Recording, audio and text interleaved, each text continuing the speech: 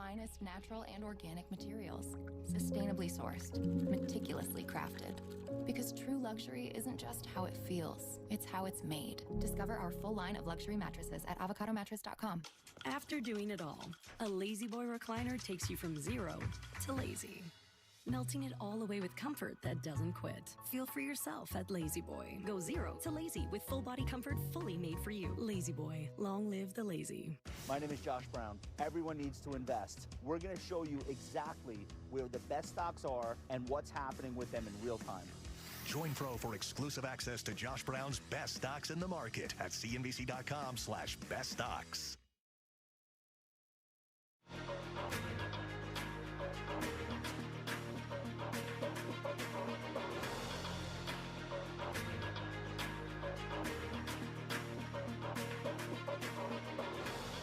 Welcome back to Squawk Box. Tennis taking over New York City. This is the start of it. The U.S. Open starting next week. Players compete for the biggest payday in tennis history.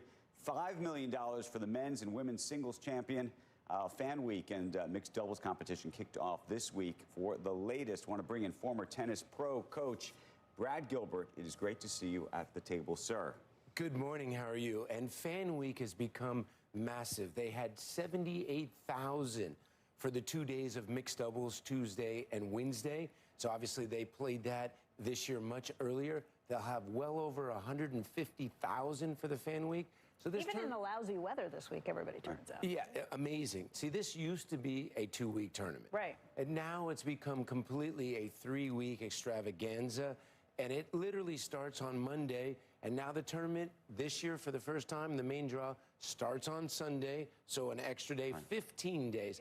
And they'll draw over 1 million fans for the tournament. Is this why the prize money is so much bigger? I know the players have been wanting more prize money, but it seems like if you're getting bigger, you're getting more fans, they should get their share of it. Absolutely. And we added a 15th day, which obviously makes the tournament go into 3 weekends, more TV revenue, more sponsorship dollars. So definitely the players got a little bit from the players, too. Absolutely. And I think it will continue to go up. In terms of these big purses, how does that change the game, if it does at all? You know where it changes, Andrew, is for players that are lower ranked, who are struggling, week in and week out. And when they get into the majors, it makes a difference for them for the next 6 months. For the players at the top, it doesn't change it. Obviously, whether or not you win 3.6 or 5 million. I'd like 5 more. Everybody would. But obviously, the players at the top, they're making way more money off the court. So they're doing fine. But the fact that they've raised money dramatically in the first few rounds, in doubles, in qualies, makes a difference to a lot of players. Okay, so who are you picking this year? Let's start on the men's side. Okay, because we, by the way, have a lot of gamblers who like to bet on this. There's a guy named Joe Kernan who sits in your seat. I watched the gambling this morning, and you cannot beat the juice. 10% VIG, listen, if you win 55% of the time, you lose money. So good luck betting week in and week out, but I do understand the numbers. I'll give you a simple number. Sinner and Alcaraz. Okay. If you bet on those two guys, they would be about minus 500. And that's if you get the other 126 guys, including Djokovic. They've won the last 7 slams, so they are a massive favorite. And if Sinner probably is about plus 130 just to win it by himself. Wow. So I think Sinner, Alcaraz are a huge favorite. Obviously, Djokovic is basically only playing majors at the moment. And we have 2 Americans after that. I think Ben Shelton's had a great summer, so maybe you want to take a flyer on him. He's close to 30-1, and Taylor Fritz got to the final last year. On the women's side, Swiatek is all of a sudden playing way better. Coco Gauff is the 3rd favorite, and we've had an American woman in the last 4 consecutive Slam finals. Look for that to happen again. Okay, hold on. We got a shot at Coco. You used to coach Coco. I did. So she fired her coach. I think she might have fired you at one point. It happens. If you're in this business long enough, you get the hook. But she fired him a week before the tournament, which is kind of weird. Well, she was struggling a little bit. She's looking for a little bit of lightning in the bottle. And sometimes, in tennis, it's not like you have teammates, you have a general man. If things aren't working, you make a move. Has it ever been a situation where a coach has come in literally like at the last minute and somehow juiced and changed the whole dynamic for a player? Yeah, it's happened definitely a few times. It's like a new relationship sometimes. It's not sometimes what the coach says. It's just a new voice can help. And if you're not feeling it, you're struggling it, we're in a results business, you can get the hook.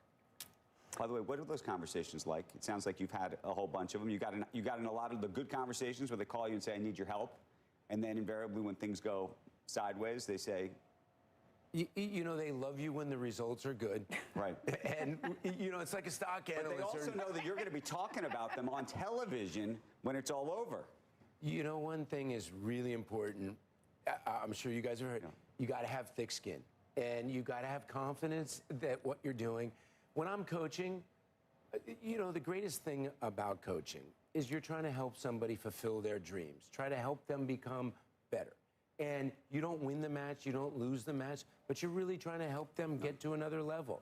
And that's your whole goal. And sometimes when the results aren't exactly what the player wants, you know, and players now, we grow up in a completely different era. When I grew up, there was no social media, there was no cell phones, no computers.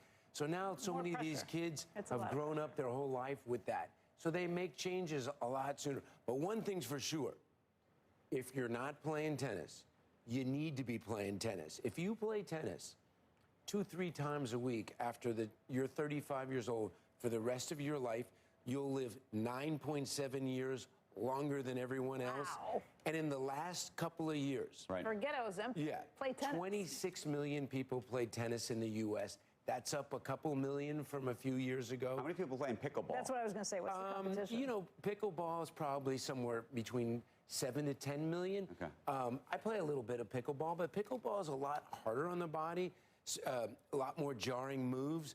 But there's room for both. But obviously, there's no pickleball events that have a buzz like the U.S. Open or any major tennis tournament. We're going to talk maybe about your stock picks in a second, but I'm curious just about companies and brands that are associated with the U.S. Open or even the players these days, and how much of a boost do you think they get? You know, obviously, you always see the Rolex sign in the back. Chase. There's Chase, Heineken, and then there are the brands on the court, which is, you know, Nike's there. I don't know how much Nike's investing in tennis anymore.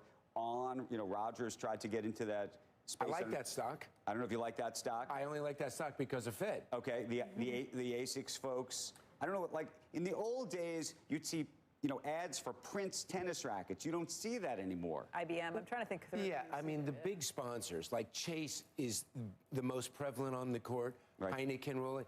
You don't see so much of the tennis manufacturers because the price to be having, you know, a little real estate on the court is not exactly cheap. So they're big companies. But I really do believe that with 26 million people playing tennis, the sport is in a healthy place. I have a tennis shop for 20 years in Marin County, and we're 80-20 tennis to pickle. Okay. And a couple of years ago, it was 100-0. Which of the brands are winning now in that space? Because I think they're probably very different than they were 15, 20 years ago. You brought up Prince. They used to be a player. They're dead and buried. But Wilson and Babolat probably are about 85 to 90% of the rackets. ASICS, Nike, On, Wilson shoes. You know, shoes are, you know, everybody's foot is different. I always tell somebody instantly when you try on a pair of shoes, they don't feel right, throw them back in the box. You know, as you get older, your feet get wider. So feet are really important. And, you know, it's like one of those things you don't tell somebody, you know, this shoe is perfect for you unless you try it on. But rackets have gotten lighter, smaller grips. Tennis is constantly innovating. Smaller grips? What do you mean? Smaller grips, big time. When I was a kid, everybody played with bigger grips, heavier rackets. There was no kid options. Now there's great kid options. So now, like a normal size grip way back in the day, 4 3/8, 4 1/2.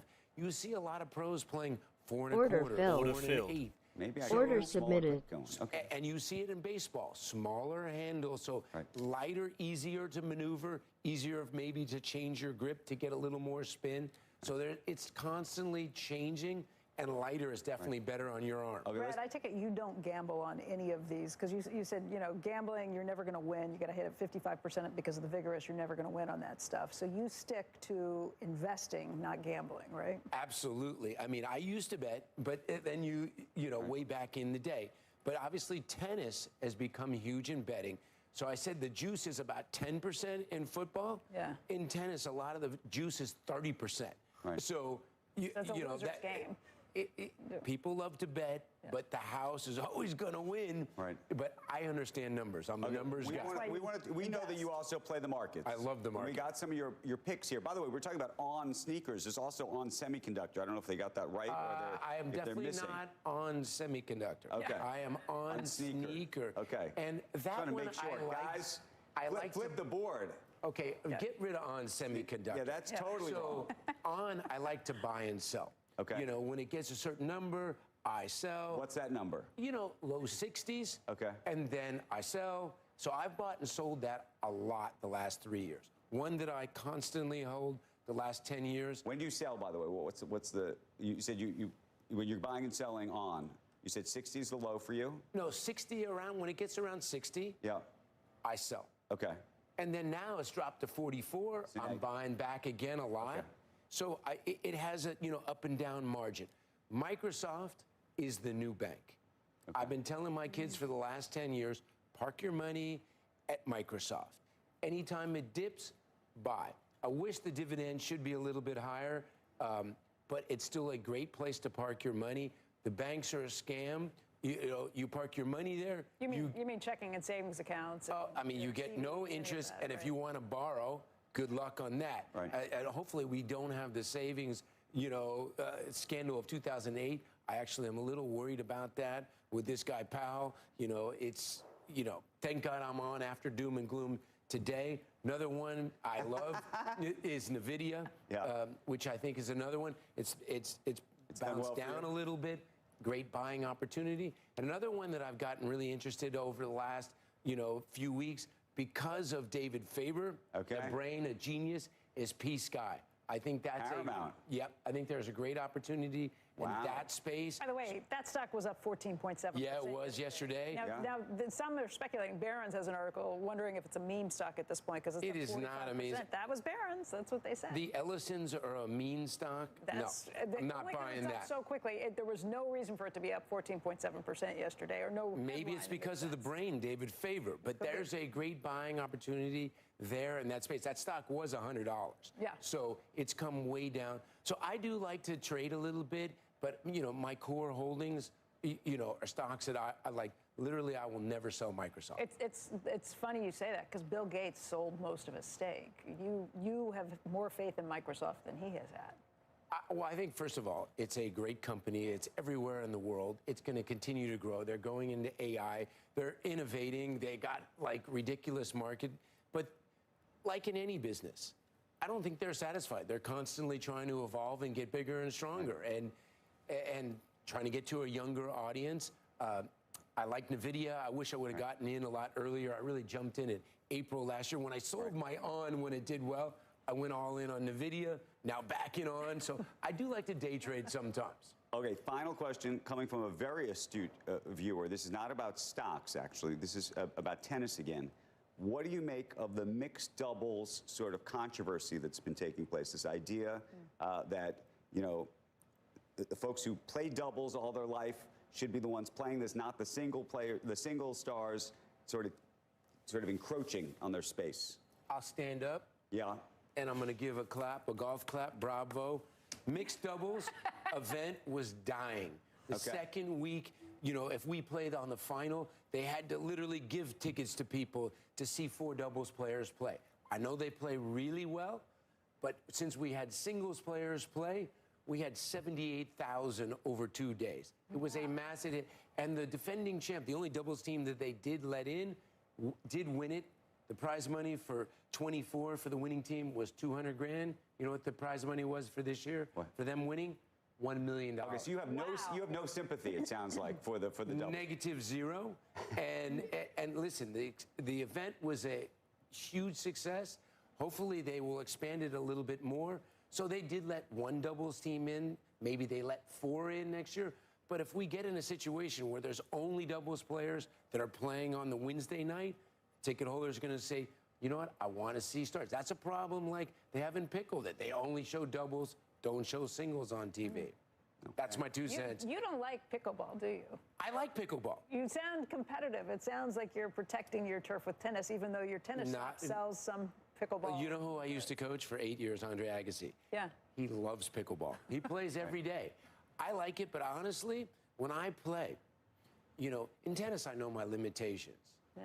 Pickle, you warm up in about 30 seconds, you're playing. Order filled. And the next day, I tell you get up, oh, You feel it. back. It's a smaller. Yeah, because it's all small motions. It's a hard court. No, and you make these flying moves. You got to stop and slam on the brakes for the kitchen. I like the game, but I'm also a true believer that there's complete room for both. I'm not like a pickle hater. I'm not like a tennis person. Oh, no, there's not. There's complete. If I had a club, listen, I'm having both businesses. I have a tennis shop. Why would I exclude pickle? Right. I say, come on in.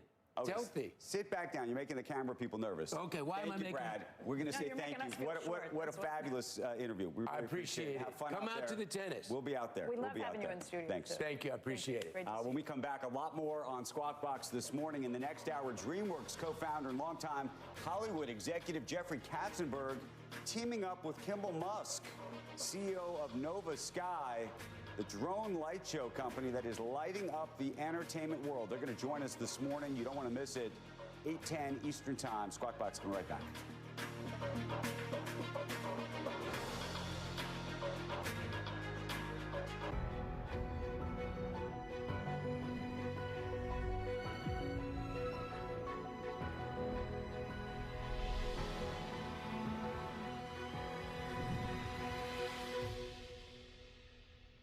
Meet Luke and Jason from Fire Department Coffee. 2 guys with a dream and a little help from Walmart along the way. We make coffee that supports our community. And Walmart's played a big part. You know most of what Walmart spends goes to products made, grown, or assembled right here in the U.S.? So we can invest back into our community. Walmart, huh? Who knew? Now you know, Jerry. And that is how you brew a mighty fine American business. Rather than get rich quick, I believe in get rich slow. The high yield cash account at Public actually had higher rates than anything else I was able to find online. I don't want to be losing sleep over having made risky investments. I needed something stable that could really give me long-term financial benefits. I know my money's working hard for me, and I know I can access it anytime I need it.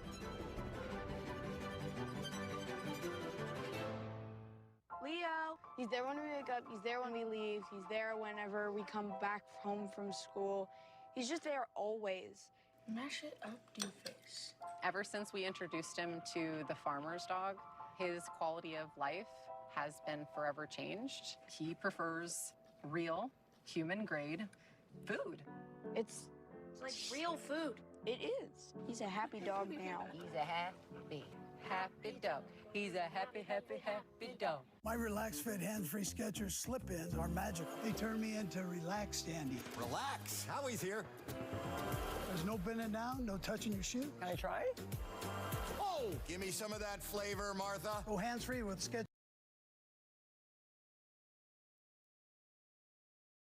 slip-in. Mazda gives you more. More comfort. More room. More peace of mind. When you leave nothing out, there's more to move you. Discover more at the Mazda Summer Sales Event. Current inventory remains unaffected by new tariffs. Take advantage of one of these exceptional offers during the More to Move You sales event.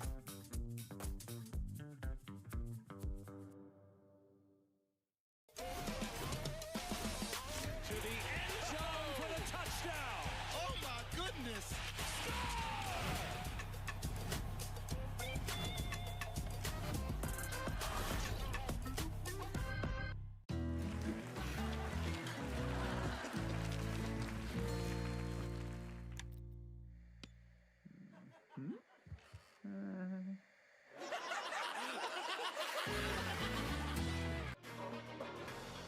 come back, the Cracker Barrel backlash, overhaul of the restaurant chain's logo and rebranding, sparking outrage online and a sell-off in the stock. Can the company overcome the marketing mishap? We're going to get into that next. Squawk Box, we'll be right back.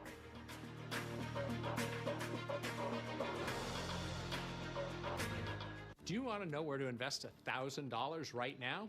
Well, forget about AI, quantum computing, electric vehicles, cryptocurrencies, or robotics.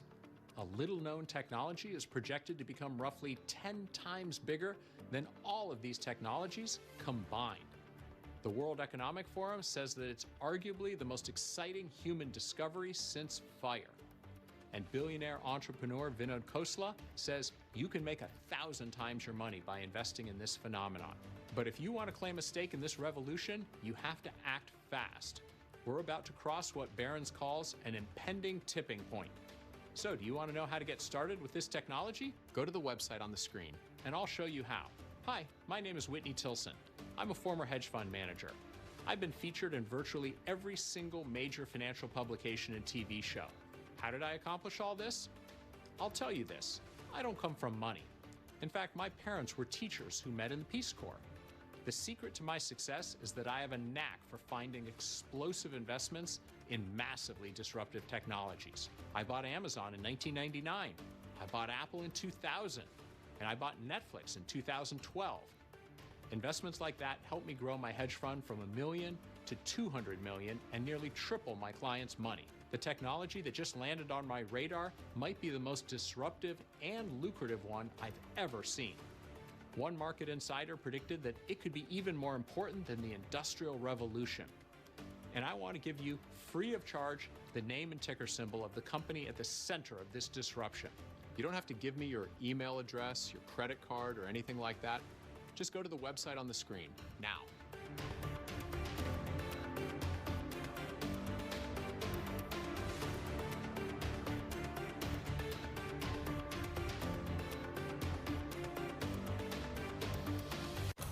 Investing.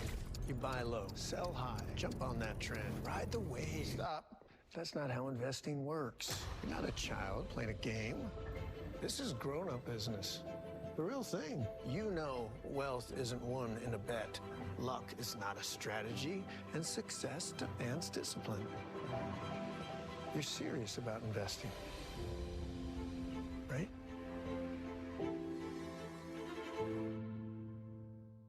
Every day, I'm checking the markets throughout the trading session, working the phones, talking to sources to share insights, information, and all of the details that you need to make money. Closing bell overtime for Easter and streaming on CNBC+.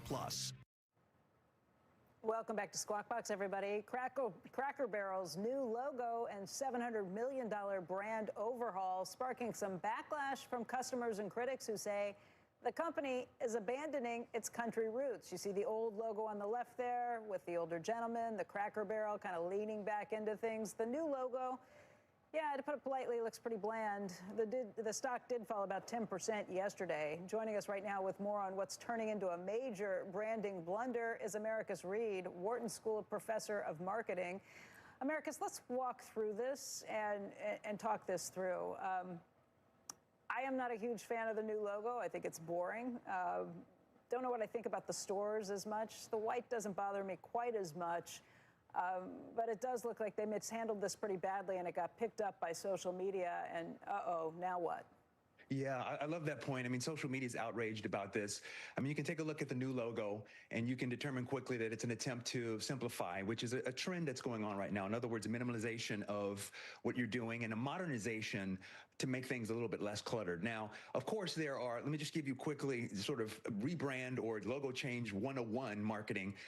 You definitely want to tweak a little bit. That's point number one. Point number two is you want to make sure that along with the change, you have the story ready. In other words, you have the narrative prepared to tell consumers why you're doing this and what's behind the change. And so if you don't do that, then you can see what we're seeing now, which is a lot of people filling the silence with respect to their negative reactions to the logo. And then point number 3 is to make sure, and I'm not sure if they did this or not, but you make sure you do a little tiny test of things with your most loyal customers, and you just get a pressure test to see how they react. Because if it's this kind of vehement sort of vitriol anger, you could probably pick that up in a smaller test, and you can figure it out way before this spirals out of control in the way that it has. Yeah, I went back and looked at the stock. So over the last year, that stock is up 34%. They've been doing this overhaul, and at the time it was kind of heralded like, yeah, you need to do something to revive things, because if you look at a 5-year chart, that stock was down by 53%. So it's dropped pretty steadily since its height in 2021.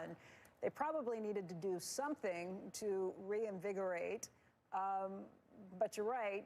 First of all, the logo's boring. This move towards simplicity. I've seen other brands that have done the same thing. Oh, this needs to be simpler, easier to read.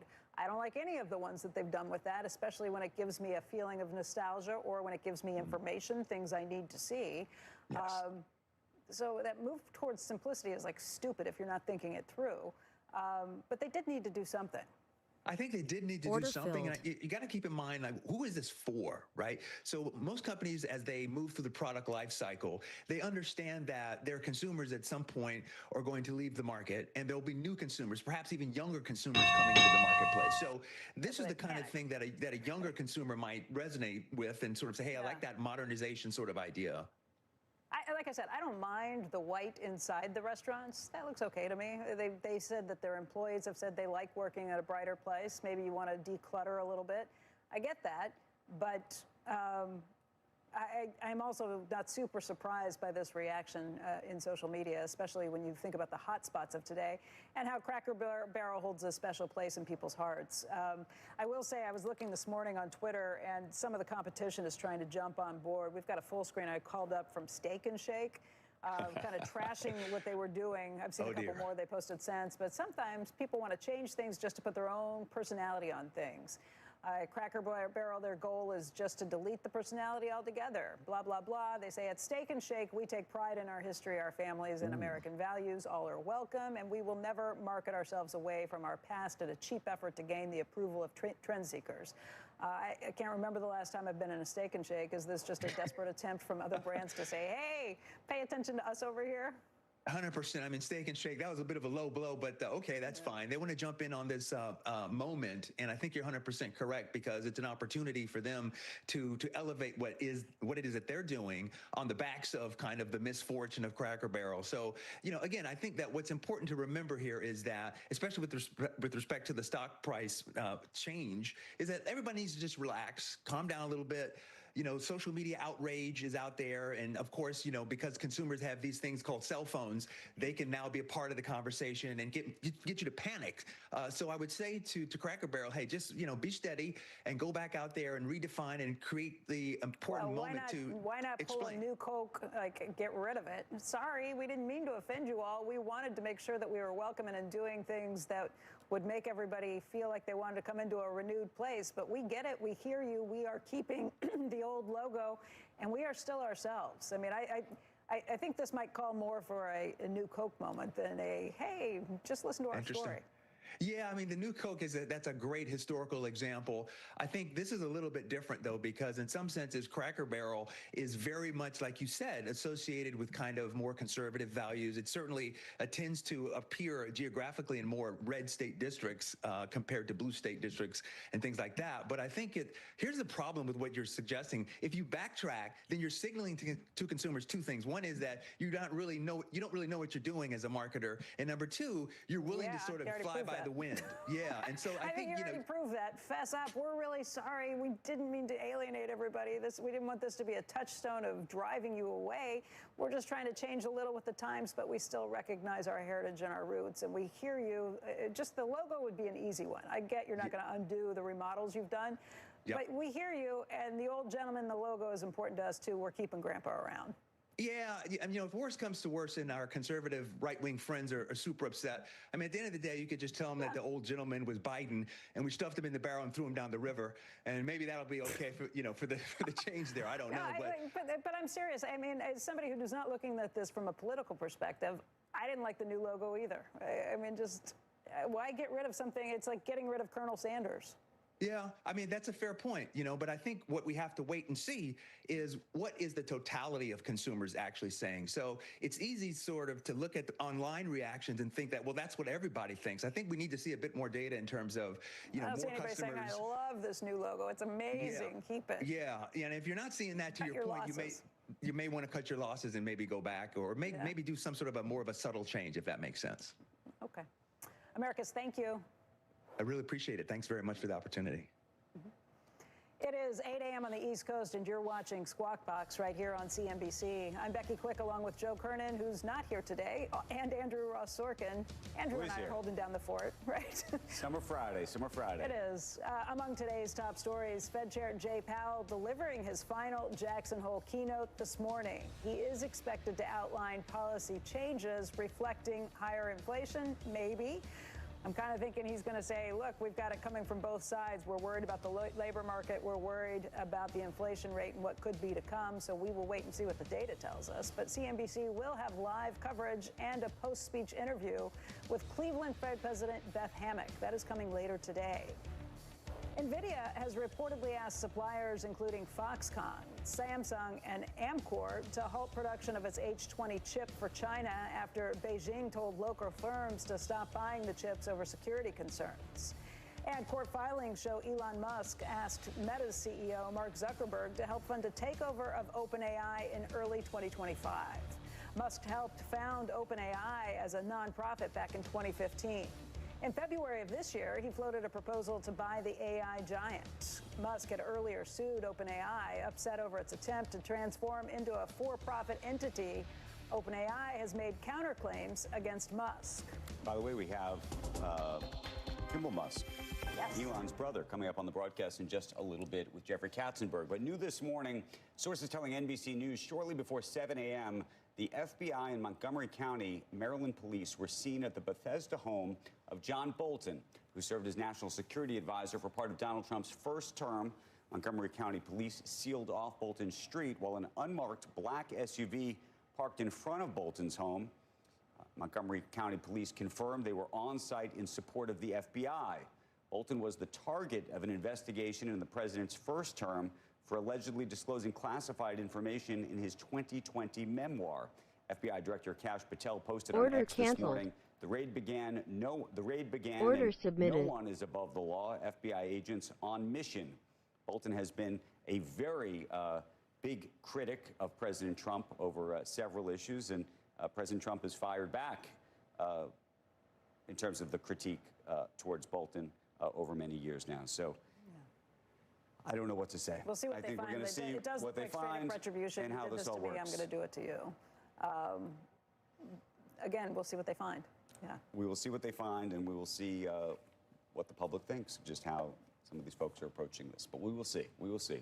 Let's take a look at the futures right now. We're looking at 135 points higher on the Dow.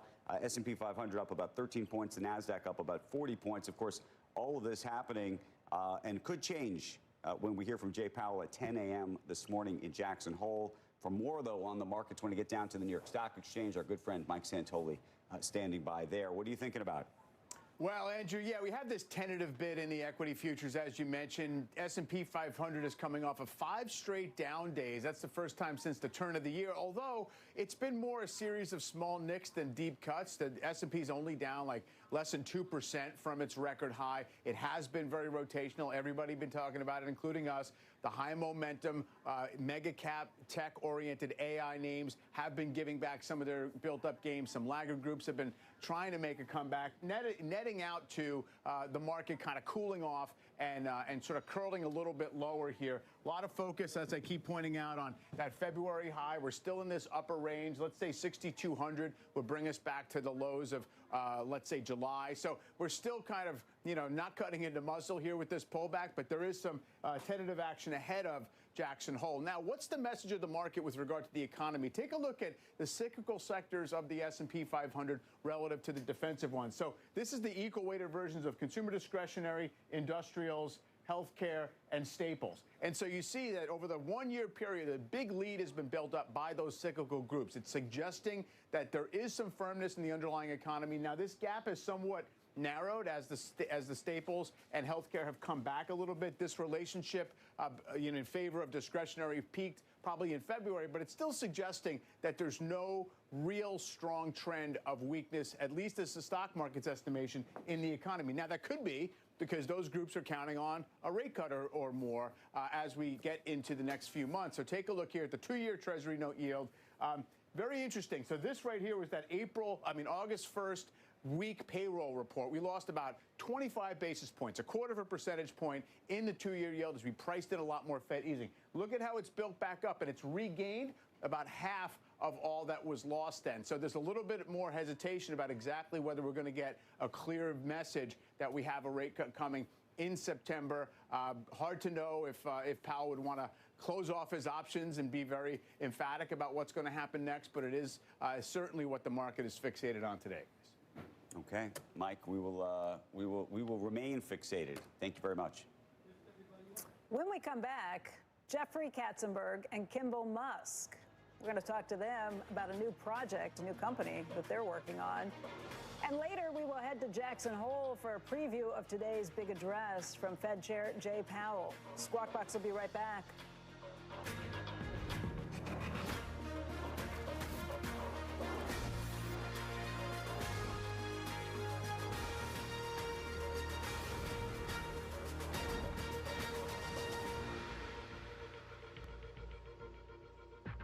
After doing it all, a Lazy Boy recliner takes you from zero to lazy, melting it all away with comfort that doesn't quit. Feel for yourself at Lazy Boy. Go zero to lazy with full body comfort fully made for you. Lazy Boy, long live the lazy. Hey, it's Ryan Reynolds here from Mint Mobile. Now, I was looking for fun ways to tell you that Mint's offer of unlimited premium wireless for $15 a month is back. So I thought it would be fun if we made these $15 bills. You know, it's green, Mint saves you money, maybe my face is on it, maybe the back of my head as well. But it turns out that's very illegal. So there goes my big idea for the commercial here, and now I have a lot of counterfeit money to burn. New projects means new project managers. You need to hire. I need Indeed. Indeed you do. When you sponsor a job on Indeed, it's easier for talented candidates to find it, which makes it easier for you to hire them. Visit Indeed.com/hire.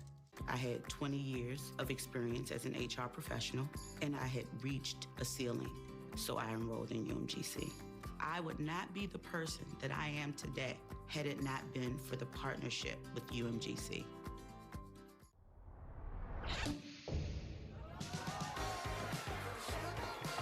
Decking and railing that's ready for anything you throw at it, even John's 40th.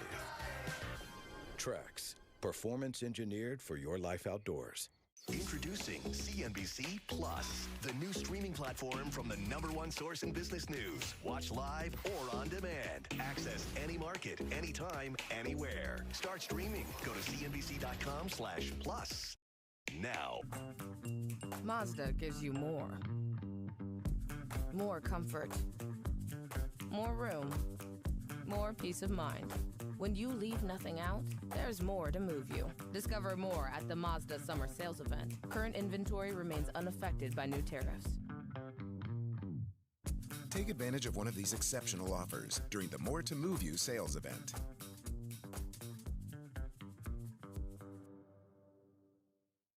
Bill Burr, Jim Gaffigan, Alana Glazer, Roy Wood Jr., and Krista Stefano are not funny. What? They're hilarious. You know it's not a good joke when you have to explain it. Brand new stand-up specials, now streaming.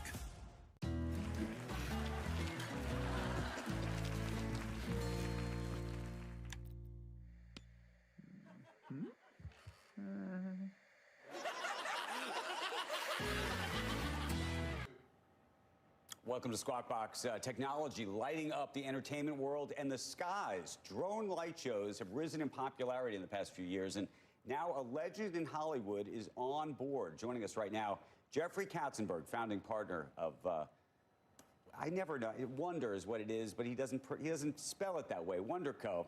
And of course, co-founder and former CEO of DreamWorks and former chairman of Walt Disney Studios. And Kimball Musk is here, co-founder and CEO of Nova Sky Stories. It's a drone light show company. And as of today, Jeffrey is an investor and strategic advisor at Kimball's company, and we welcome them both to the broadcast. Good morning, guys. Good morning. Good to be with you, Andrew, Becky. So help us understand. Great to see you guys. It's great to see you. Help us understand the backstory of all of this. Kimball, tell us about what the company is itself and then how you teamed up with Jeffrey. Sure. You know, the story of Jeffrey and the company they're kind of tied together. This was a division of Intel. Intel had been building this technology for about 10 years.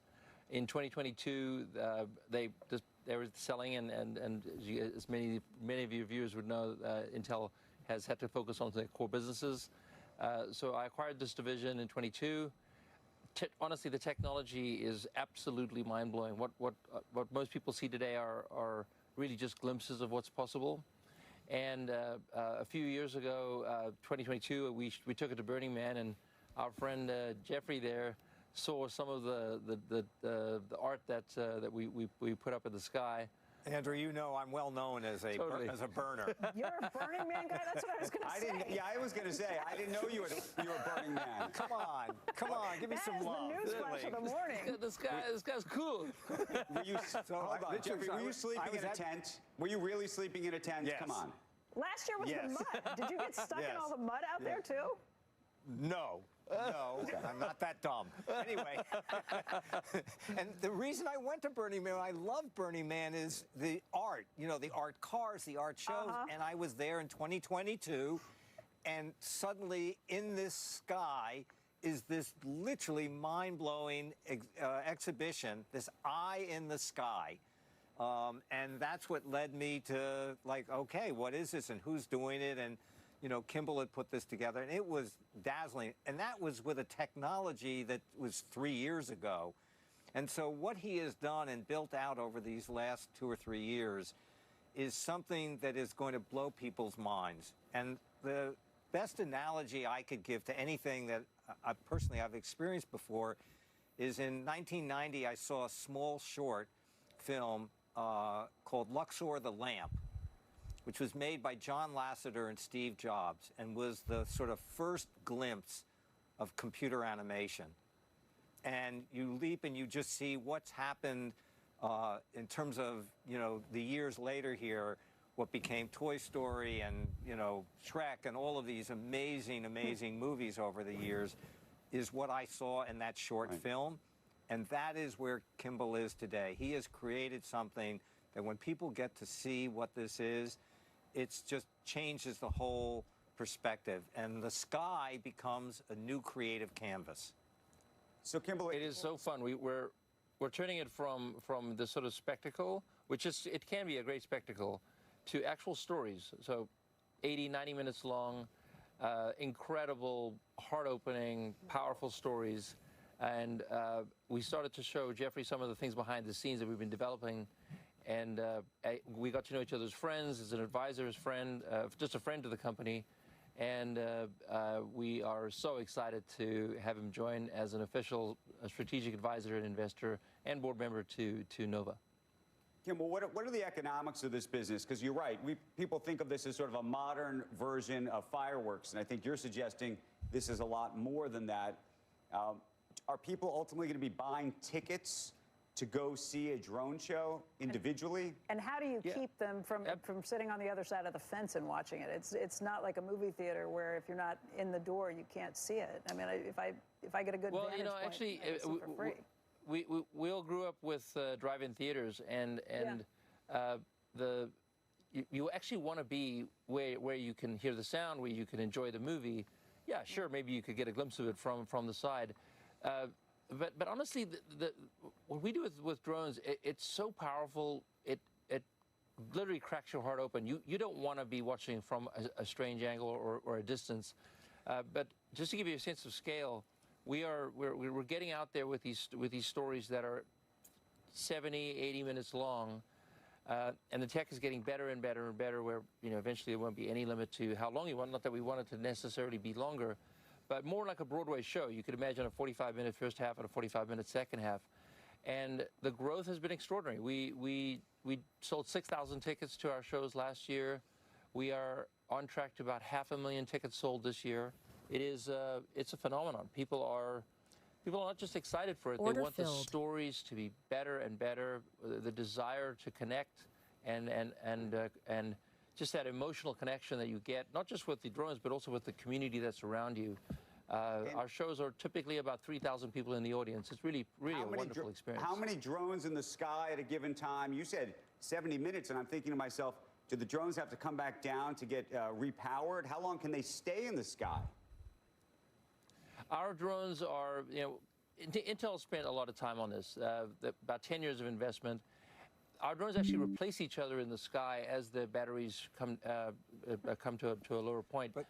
And it just keeps the story going. So from an audience perspective, it doesn't really matter. But Andrew, the technology is, and this is all proprietary technology, is evolving so quickly. By next year, we'll be able to put a fleet of 10,000 drones in the sky at once. And so to understand the complexity and the beauty and the type of stories that you can create, you literally will be able to create characters. And instead of having, imagine having Tinkerbell come fly actually down into the audience and interact with the audience, or Toothless the dragon. And you think about the stories that when you create characters with the imagery and the depth that is going to be possible with this technology, what's coming is just amazing. And ultimately, a few years from now, you're going to go to Dodger Stadium. You're going to go to, a soccer field, or to, the Rose Bowl. Rose Bowl or something. And with 50, 60,000 people, and you'll have an incredible, one of the greatest shows of your life. What are the economics of it? I mean, do you charge it like a Broadway theater ticket? Do you charge it like going to a concert to see something? It's got to be more expensive. Our mission is... No, our mission is definitely family entertainment. So what is wonderful about this art medium, it's not that expensive when you create a show once, the marginal cost to create it is not nearly as high as these other shows. And so we want it to be accessible. We want it to be 5,000 people in the audience at a $30 to $50 price point, where you can come out with a family, and the content is also original IP meant for the family. Well, Children, parents, grandparents enjoying the show. Jeffrey, as somebody who's spent a lot of time telling stories over the years, how much of this is going to be original IP, if you will, versus could you imagine your former employer at Disney saying, we want to license this, or we want to do a co-production with you using, Mickey Mouse in the sky? The answer is yes, Andrew. We want to do both. We want to partner up with the best brands and the best talent in the world to help build the Nova brand. That's the objective here, is 5 years from now, we'd like Nova to be a great brand for family entertainment. But we're happy to partner up, with the best media and entertainment companies, the best IP in the world, and do things together. If you think about, Disney on Ice, or Cirque du Soleil, or, so many of these things over the years, where these great partnerships have been created. And Kimball's already doing things with Disney by example. Yeah, it's actually, could you imagine Fantasia, which frankly, it's almost meant for drones. It truly is an incredible example of something we could put into the sky. And it's a symphony orchestra, and it's a 2-hour-long show. It's just meant to be. So things like that are really fun. But the original content, the creative studio we're building, we are so excited about what people will see over the coming years, and it's a real honor to have a storyteller like Jeffrey on the team.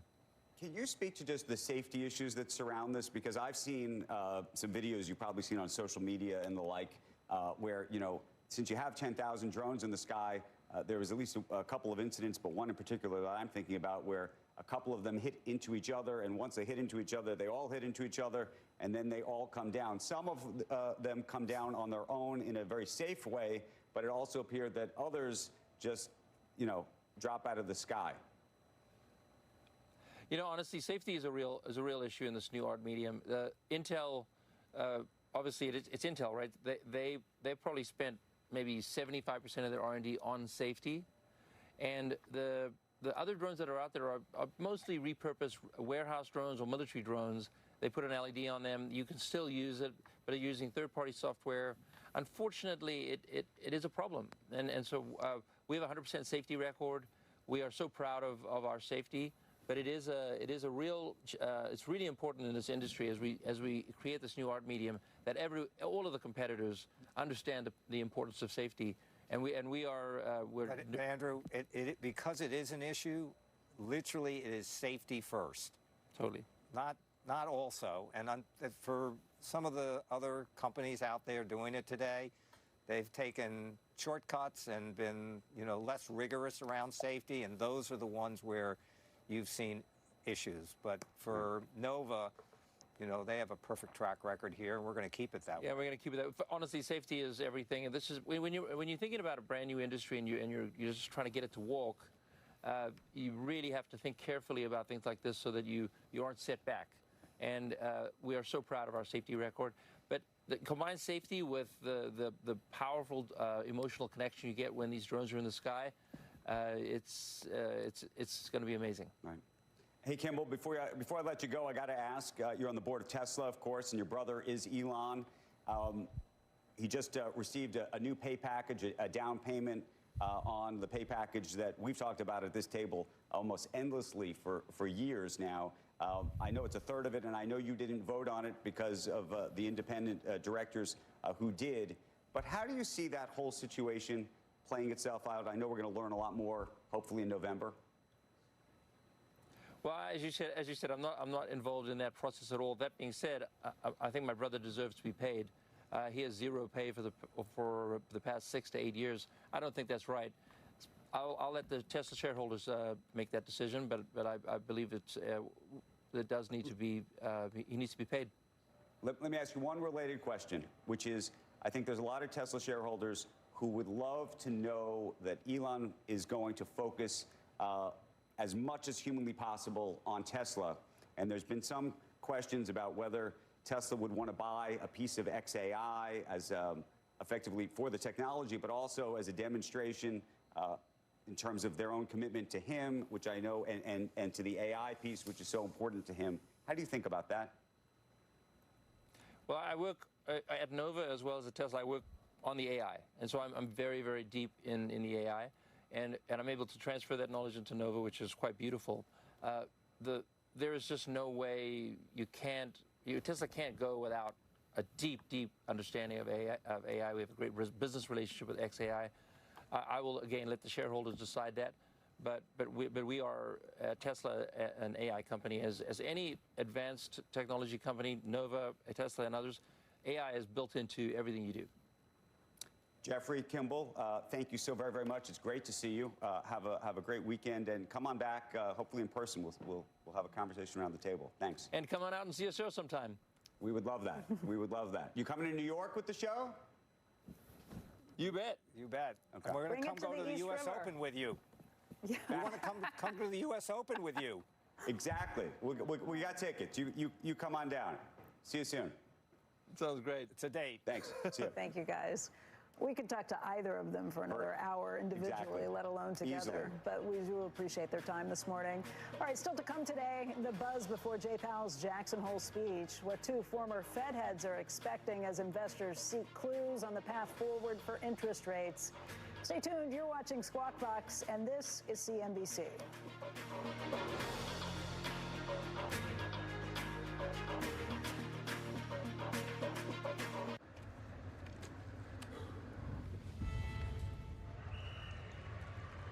At Capital Group, we believe in the potential energy of fixed income. Fueled by 50 years of experience, our distinctive approach to fixed income investing has delivered strong long-term results and could power portfolios to reach investor goals. All you have to do to activate this potential energy is activate us. Capital Group Fixed Income, actively different. Your record label is taking off, but so is your sound engineer. You need to hire. I need Indeed. Indeed, you do. Our advanced matching helps find talented candidates so you can connect with them fast. Visit Indeed.com/hire. Meet Luke and Jason from Fire Department Coffee. Two guys with a dream and a little help from Walmart along the way. We make coffee that supports our community. And Walmart's played a big part. You know, most of what Walmart spends goes to products made, grown, or assembled right here in the U.S.? So we can invest back into our community. Walmart, huh? Who knew? Now you know, Jerry. And that is how you brew a mighty fine American business. We were made for Huli. Made to bring her joy. Because when a scary tumor threatened her story, we became her magic. Every nut and bolt became special. Each hand and tool dedicated to one quest. Erasing that tumor and keeping her story alive. Because we were made for Huli.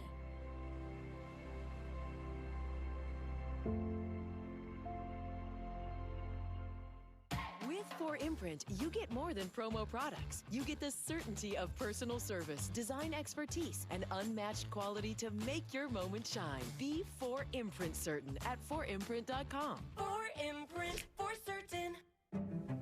Rather than get rich quick, I believe in get rich slow.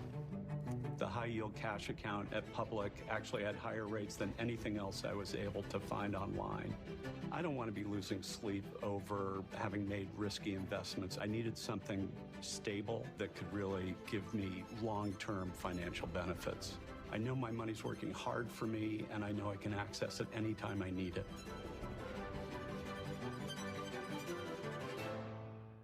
September 16th in LA, CNBC teams up with two-time NBA champion Kevin Durant and Boardroom for Game Plan, a high-powered event featuring NHL Commissioner Gary Bettman, Monumental Sports and Entertainment's Ted Leonsis, global superstar Travis Scott, and more, breaking down investing opportunities in the business of sports and entertainment. Register now at cnbcevents.com/gameplan.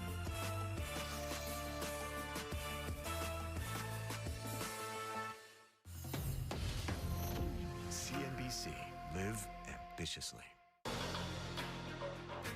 Coming up next, we're going to head to Jackson Hole for a preview of today's speech by Jerome Powell.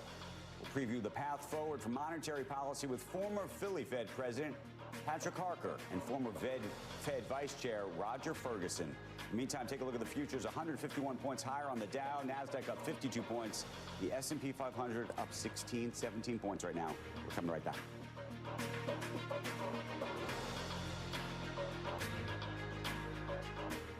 Oh, so you corporate types think you're rock stars? That's as ridiculous as us being corporate types. Let's begin.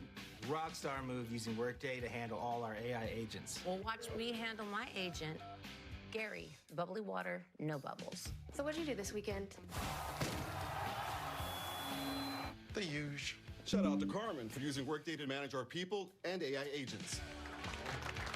What are we doing? Just clap. Carmen! This is a landfill? WM has transformed what you think of as landfills into engineering marvels while helping to protect the natural environment. Learn more about our modern landfills at wm.com/stories. Plastic is commonly used across the retail industry to ship products. Now, WM is collaborating with the leading retailer to give these hard-to-recycle plastics a second life. See how at wm.com/stories. Believe me, when it comes to investing, you'll love Carl's Way. Take a left here, please. But there's a... Carl's Way is the best way. Is it? At Schwab, how I choose to invest is up to me. Exactly. I can invest and trade on my own. Yes, and I let them manage some investments for me, too. Let's move on, shall we? No can do. I'll get out here. Where are you going? Schwab. Schwab, a modern approach to wealth management. Breaking earnings news. NVIDIA, HP, Best Buy, Dell Technologies, market reaction, expert analysis, strategies for your portfolio. All next week on CNBC and streaming on CNBC+. Let's celebrate the red, white, and you. It's the Rooms to Go Labor Day sale. Shop the hottest new pieces, the coolest new rooms, everything you need to fall in love with your home all over again. Online or in store. Save big with amazing Labor Day sale prices on stylish furniture ready for delivery. There's never been a better time to see what's possible. It's the Rooms to Go Labor Day sale going on now. Get a large two-topping Crazy Crust pizza for $6.99 from Little Caesars. Look at that buttery flavored garlic spread sprinkled with Parmesan. Try Crazy Crust for $6.99 for a limited time. Pizza, pizza. But wait! I need to mention how there's over a dozen toppings to choose from. Pizza, pizza. But wait, I want to reiterate how legit this Crazy Crust is. It's good. Little Caesars is the real deal. Pizza, pizza. But wait! A big day for the markets as we get ready for Fed Chair Jay Powell's address in Jackson Hole. Steve Leisman is there, and he joins us right now along with former Philadelphia Fed President Patrick Harker and CNBC contributor and former Fed Vice Chair Roger Ferguson. Steve, a lot of anticipation ahead of this. Yes, an awful lot, and I think I have a great panel to talk about it ahead of time. But before I do, I want to just update viewers on where the Fed funds futures market is going into this speech, and there's been a pretty dramatic change. Now a 65% probability of, or 66% probability of a cut, and that's down from 94% a week ago, and you can see the probability of a hold up to 34%. You can look at this and say, hey, it's still 2-to-1 in favor of a cut. On the other hand, what looks to me, what I would guess here, is that the market's decided they want to hedge a little bit against the possibility that the chair is a little more neutral or more hawkish than expected. Let me get right to my panel here. Roger, thank you for coming out this morning. I thought it would be great to start with the historical context of the challenge faced by the Fed, since you've been doing this for quite some time. I don't remember a time when there were uncertainty on both sides of the mandate. You have this inflation uncertainty from the tariffs and the labor uncertainty from both the tariffs and the immigration and deportation. Could you put this in some kind of context for us? Look, I think you're right to talk about this as being sort of highly unusual. One has to go back to the late 70s, early 80s for this concept of stagflation to be on people's minds. Right. You know, it's what Paul Volcker confronted. You have to go back even further to have this be part of a policy that deals with tariffs. Obviously, you have to go back to 100 years before we actually talked about tariffs. So it's a highly unusual time. You're right to say that. The good news, to some degree, not everyone's going to like this, is Volcker sort of told us how to deal with this. Right. Have to maintain inflation credibility first and foremost, which then gives you the freedom to fight a slowdown.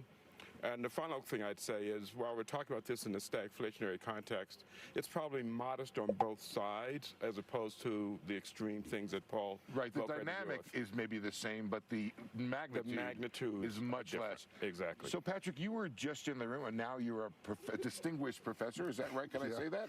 At Wharton. And you were recently in the room. Characterize for us, obviously without breaking confidences, the debate inside the room about what the right way to respond to what Roger just laid out is. It's all how the lens you're looking through in terms of uncertainty and risk, right? That's where it is. And that's where people come out on different sides of the issue, right? Whether it's for cutting or holding, nobody's for increasing right now, right? I think that's pretty clear. But, you know, it's Order you're canceled. looking at the data, and Order the data submitted. is fuzzy. Let me use the word fuzzy.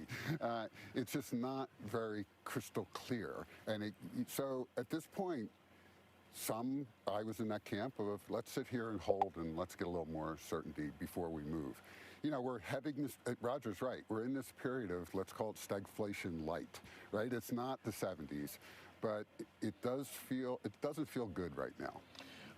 When I think about where the committee is, though, I hear people in the forecast tells us that everybody really wants to reduce rates. They think they're restrictive. It's a debate about the timing and how much certainty.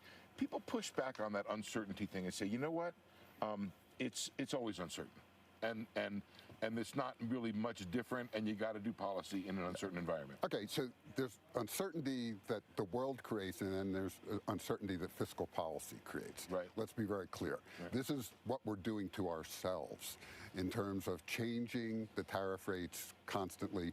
I mean, I spent a lot of time, and I still do, talking to business contacts. they're just sitting still, just trying to figure out what's going on.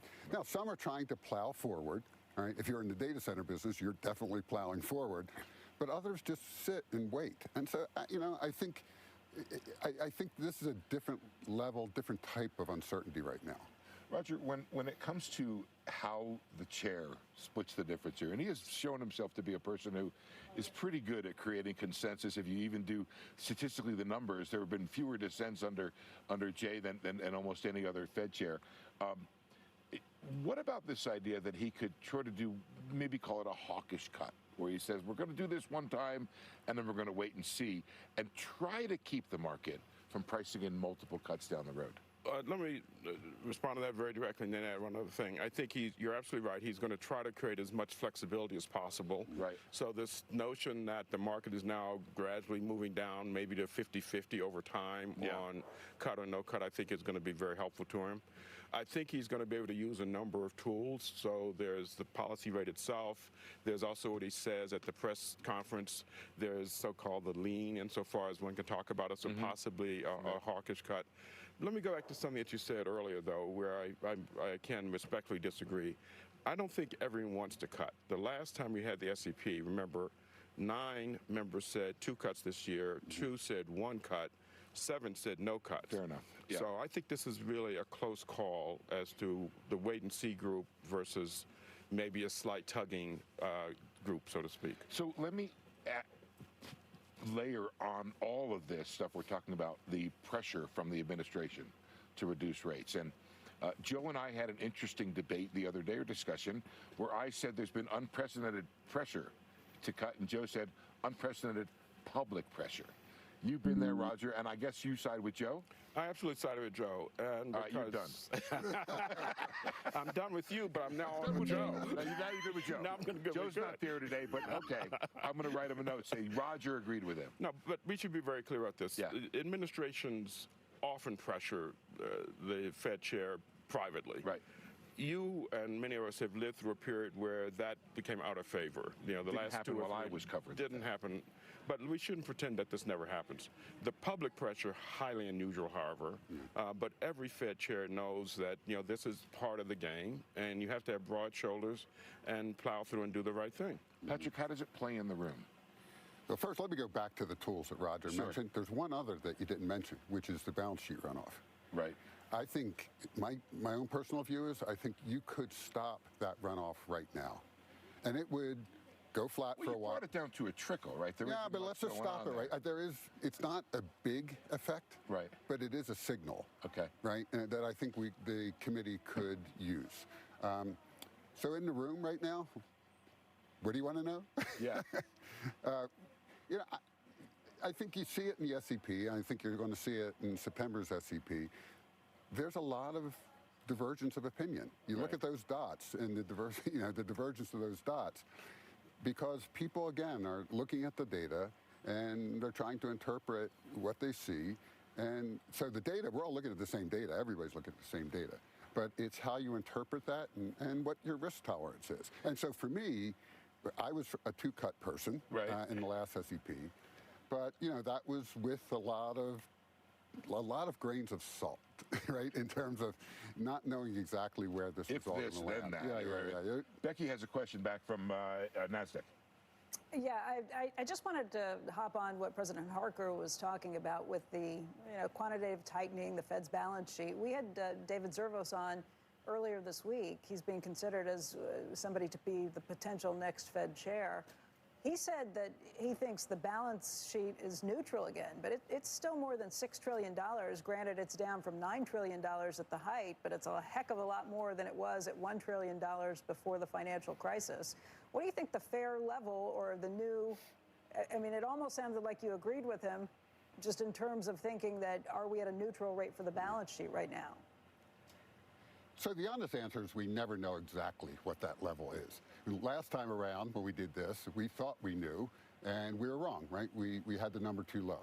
So this is where you need to watch the signals, watch the markets. But by holding steady right now, you let liabilities build up and the balance sheet will naturally run off, right? That, I think, is a prudent strategy for what we're facing right now. Let me conclude with one question to Roger. Roger, there's the Fed institution, which is an important issue about the independence of the Fed. Do you think it withstands and ends up in pretty much the place it is right now, given the pressure that's put on it, given the attack on Lisa Cook, which is obviously a real issue in terms of the documents, but we don't know the other side of the story?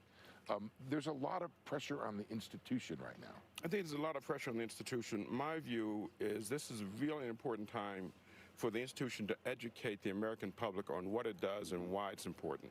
Right, we've gone through a period of inflation. People, for the first time, literally, in 30 or 40 years, had to deal with that. So everyone now understands, wow, this inflation thing is a secret tax on the middle income and lower people, lower class individuals. The Fed is the institution whose mandate is to control inflation as well as the other side. And so I turn this around and say it's really time for all of us to educate the American people. That's the way we ensure independence. The final point I'd make is if you look across the world at places where independence of central banks have eroded, it has not been a good outcome. And so I really think this is an opportunity for everyone to understand what this institution does. Do you think it wins, Roger? Do you think it ends up maintaining that independence? I think it maintains the independence because the population will get behind it and say, wait a minute, we had inflation. It's not a good thing. We need an independent Fed to maintain that. Congress, et cetera, do your job. Protect the Fed as best you can. Roger, Patrick, thanks so much for joining us this morning. Thanks. Becky, we'll have full coverage of this speech coming up at 10 a.m. Eastern Time. And we are looking forward to it. Thank you, Steve, and our thanks to both Roger and to Patrick. Coming up next, Washington saying, let the chips fall where they may. We're going to talk about the sector and the president's push for stakes in companies receiving CHIPS Act subsidies. Don't go anywhere. Squawk Box returns on a very big Friday morning.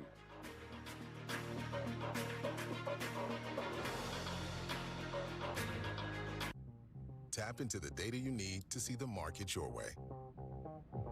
Introducing the new Powered eTrade Pro, your ultimate desktop trading platform. It gives savvy traders like you nearly unlimited customization with up to 120 tools across 6 workspaces, plus automatic pattern recognition and education built right into the charts. Finally, a platform that thinks like you, from the original place to trade online.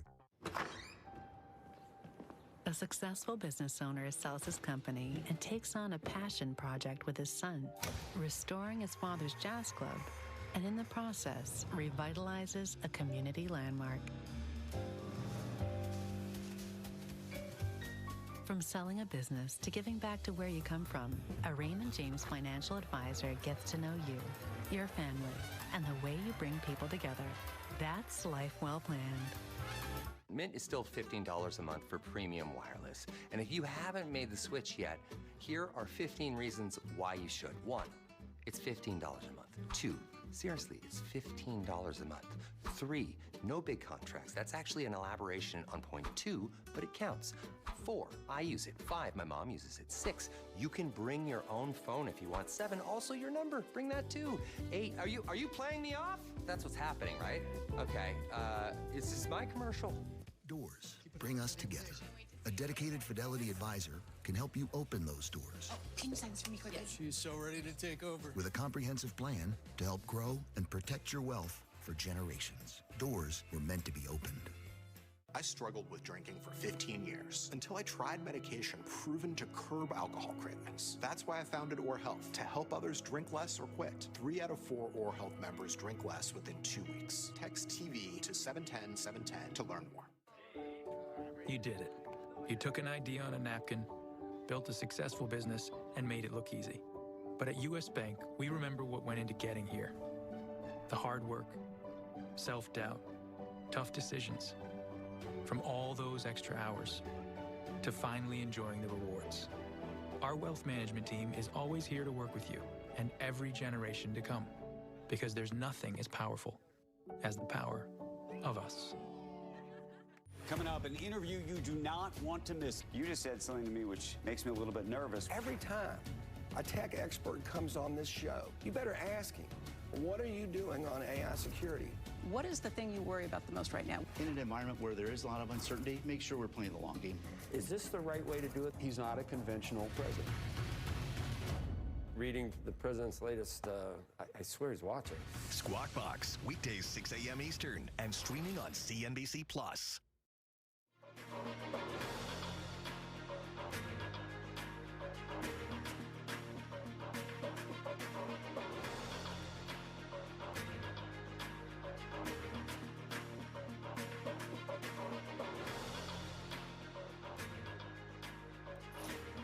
The government is investigating taking possible equity stakes in computer chip companies that receive funding from the CHIPS Act passed under former President Biden.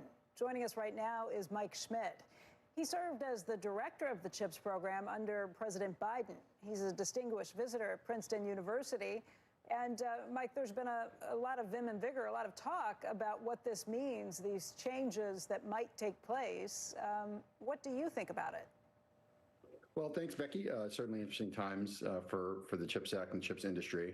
I think the key thing that we have to always keep in mind is thinking about what are we trying to achieve here.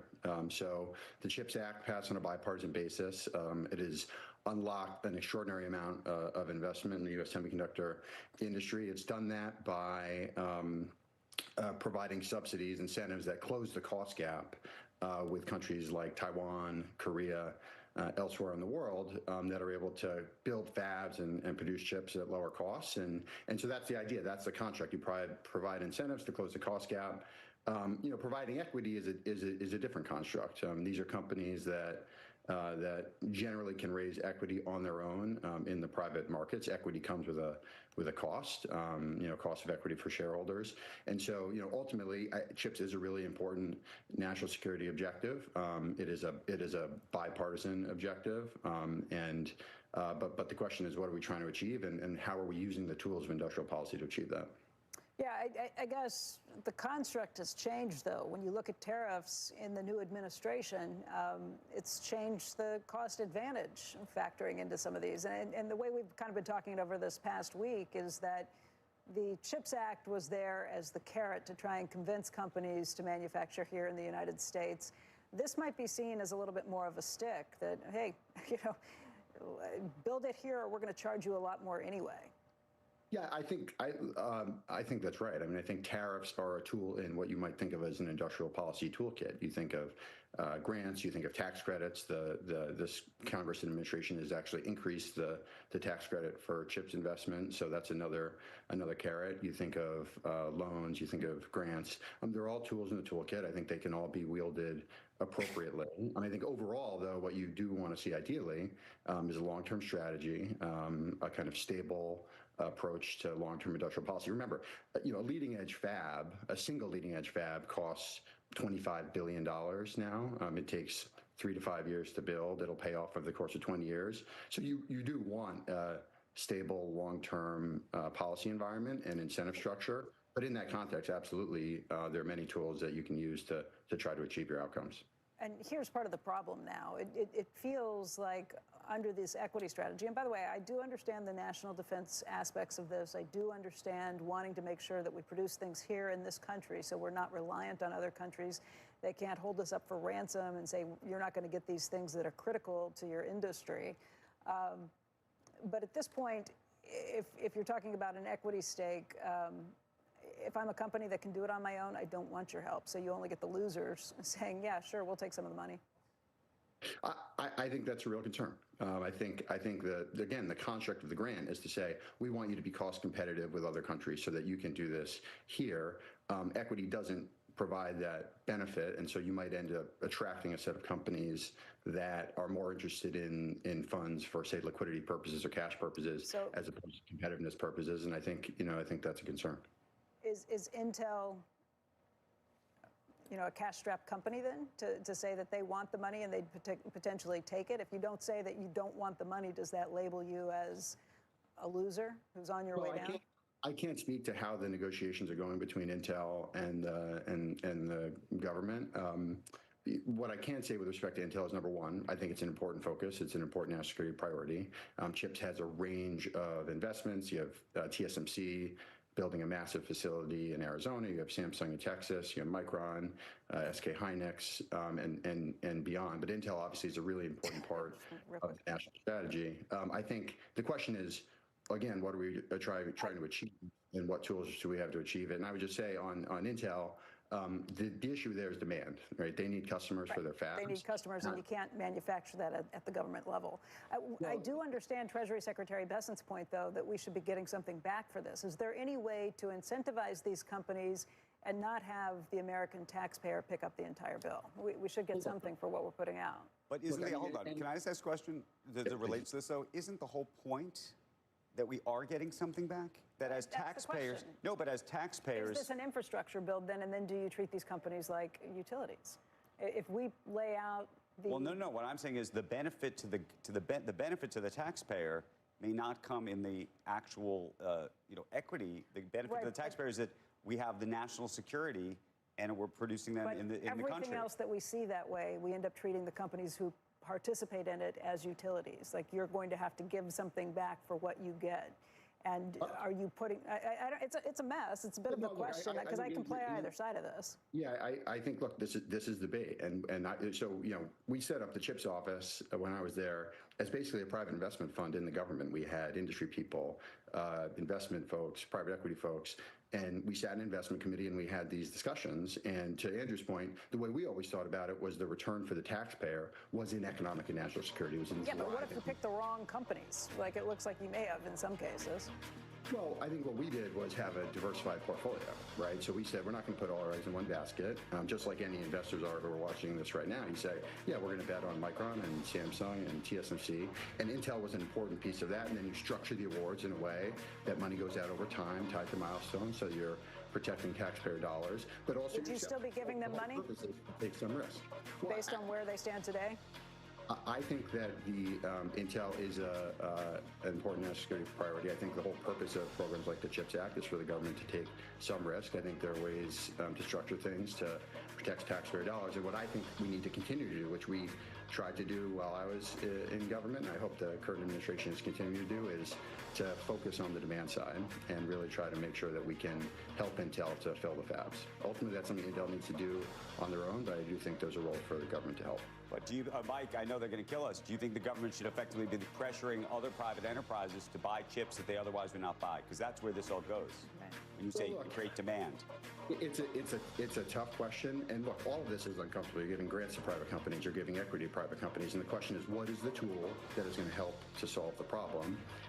And in the instance of the semiconductor sector, and Intel in particular, yeah, demand is the question. I would also say, Andrew, in chips, there's a long road between requiring purchase of chips and getting major customers of chips, be it NVIDIA or an Apple, to really work with a company to try to tape out product in their fabs. And that takes major investments. That's hundreds of billions of dollars. And so I think what we hopefully would be seeing over time is a lot of companies working with Intel to kind of give them a chance to succeed. I mean, think about it. Right now, we live in a world where basically all of the world's most important technology is made by a single company that's mostly operating out of Taiwan, and that's an extraordinary company, and there are extraordinary efficiencies that we gain as a result of that. That's true. And I think there's a public policy interest in trying to create a more diverse supply. Mike, we are way out of time, but come back. This is a conversation that deserves a little more discussion. Thank you. Thanks. Squawk Box will be right. With a Shield Level Pay Plus annuity from Bright House Financial, you can turn a portion of your portfolio into guaranteed lifetime income for whatever the occasion calls for. Bright House Financial, build for what's ahead. Word on the street side, make it look easy. Flattering, cool, way too easy. Word on the street is I make it look easy. I'm actually smooth, it's far too easy. Word on the street is I make it look easy. Too easy. Meet Luke and Jason from Fire Department Coffee. Two guys with a dream and a little help from Walmart along the way. We make coffee that supports our community. And Walmart's played a big part. You know most of what Walmart spends goes to products made, grown, or assembled right here in the U.S.? So we can invest back into our community. Walmart, huh? Who knew? Now you know, Jerry. And that is how you brew a mighty fine American business. At Corient, wealth management begins and ends with you. We believe the more personal the solution, the more powerful the result. We treat your goals as our own. We never lose focus on the life you want to build. And our experienced advisors design custom-built strategies to help you get there. It's time for a wealth management experience as sophisticated as you are. It's time for Corient.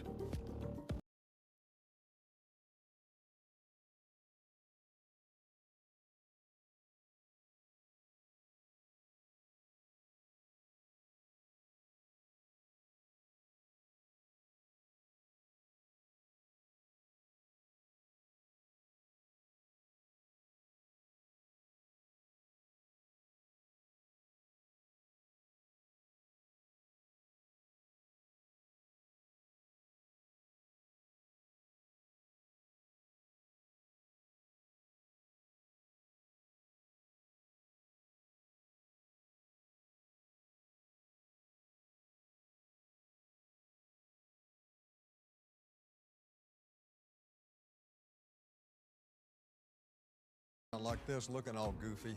So join T-Mobile. Come out to the middle of nowhere. When you get here, drop me a text saying you won't believe where I am.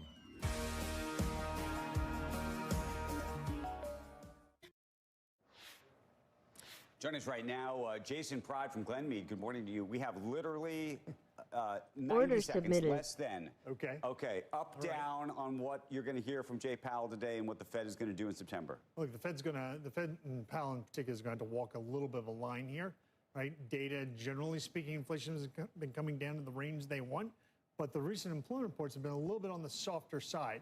So this argument that there's a little bit of softness in the economy on a near-term basis is strengthening a little bit. Okay. The rates have been higher than where they want them to be longer term. So there's probably going to be a little incremental pressure to put another rate cut in place in September and probably a second one in December. And I think that's generally what the futures market is expecting at this point in time. So you're staying. You're not playing a contrarian play here. You're going with what the market. That's what's baked into the market right now. I think this is one of those environments, and the Fed tends to have a bias to, if the market's saying one thing and the economy and markets are generally performing okay, they'll generally deliver what the market expects in order to maintain status quo. And I think that's what they're probably going to be targeting.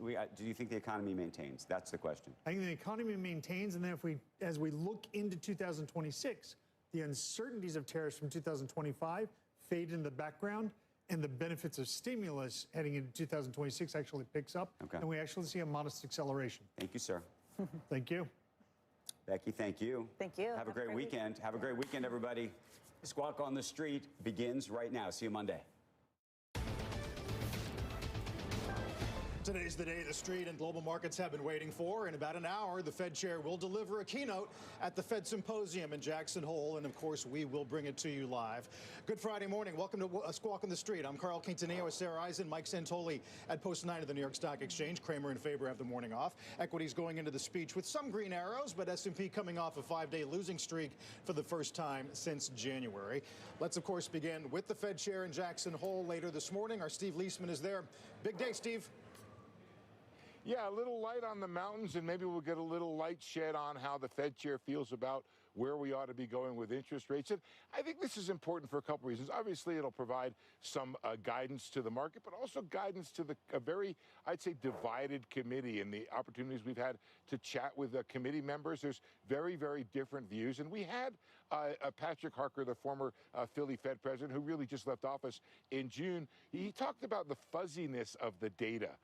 And I think that has led to the different interpretations of what the right outlook is among committee members. I divide it like this. A couple folks ready to cut right now. They were ready to cut in July. And a bunch of folks who say we shouldn't cut at all. And really a very large middle of folks who say, I want to wait and see. And I think Powell's going to lean on that in the sense that there's still quite a bit of data. Another inflation report, another employment report, the benchmark revision September 9th. Write that down in your calendar. That'll be important for shaping the views. And then more data, of course, on inflation and from companies and listening to those earnings reports about how the tariff are working through. And then some discussion, I would say, among committee members about the idea of, in the inflation report we just had, there was not just kind of tariff-linked inflation, but tariff on the inflation on the service side that caused some concern, guys. I mean, I guess so. What is the likelihood, Steve, that he's going to say anything definitive about September, given we still have another big inflation report and another big jobs report before that? I think it'll be subtle, Sarah. I think that's probably a more operative word. I think it'll be a bit of a Rorschach test in terms of people who look at it, who think the Fed's going to cut, they'll see what they want in it. And people who don't think the Fed ought to be cutting here, or don't think the Fed will cut, they'll see something in it. I think you're right. I think the idea is maximum flexibility. And it's really fascinating, Sarah, to look at how the futures market Order has traded. canceled. Order All submitted. of the chatter out there from the Fed committee members has providing flexibility to the Fed in terms of where we're at right now. If you look at the futures markets, we're at 65% probability of a cut, 35% probability of a hold for September. The cuts eventually are worked in and priced in as the year goes by, but they're pushed ahead. And I think that might be something that's working in Powell's favor, that gives him the ability to react to the data. I don't think Powell wants to push the market away from a cut right now. I think if that's warranted, let the data do the talking. Let the data do the pushing in terms of where the market is priced. If that data comes in with a strong jobs report, the market might price out that September cut and provide the Fed the flexibility to cut or not to cut. And if it comes in weak again, with a huge debate, Sarah, that you and I have been discussing, which is what's the right run rate or the right equilibrium rate for a jobs market where you're losing people in the labor force because of the immigration and deportation policies of the administration. Yeah, Bostic yesterday talking 50 to 75K, certainly 6-month average 81. Those numbers are getting a little bit closer together. Steve, we'll be staying in close contact with you on that gorgeous live shot. Steve Leisman in Jackson Hole this morning. We'll talk a little bit more. You know, FedWatch today takes a look at past Jackson Holes, and Ben Amons argues that since 2018 or so, Powell has emphasized price stability over, say, employment, which, I don't know if you take that as hawkish or not. There's always so much hype going into Jackson Hole because the Fed chairs in the past have used it as sort of a policy pivot point when the timing works out. I think that the challenge here for Powell is that they're risk building on both sides of the mandate, on the inflationary side and on the job side. And which one does he weigh more? Which one is the bigger risk? As of the last meeting, a majority of participants found that inflation was the bigger risk. But does that change now that we got a weak jobs report? The 3-month average on job growth is 35,000. I mean, we now have a slowdown in hiring. Yeah, that's like the worst since COVID. It's the worst since COVID. And so I'm a little surprised that so far the Fed speak out of Jackson Hole has not emphasized that the labor market is slowing down and that they want to get ahead of it and do something about it and not be late when it comes to getting ahead of a slowdown. I mean, one big equity correction, Mike, and we could be talking about a real slowdown here.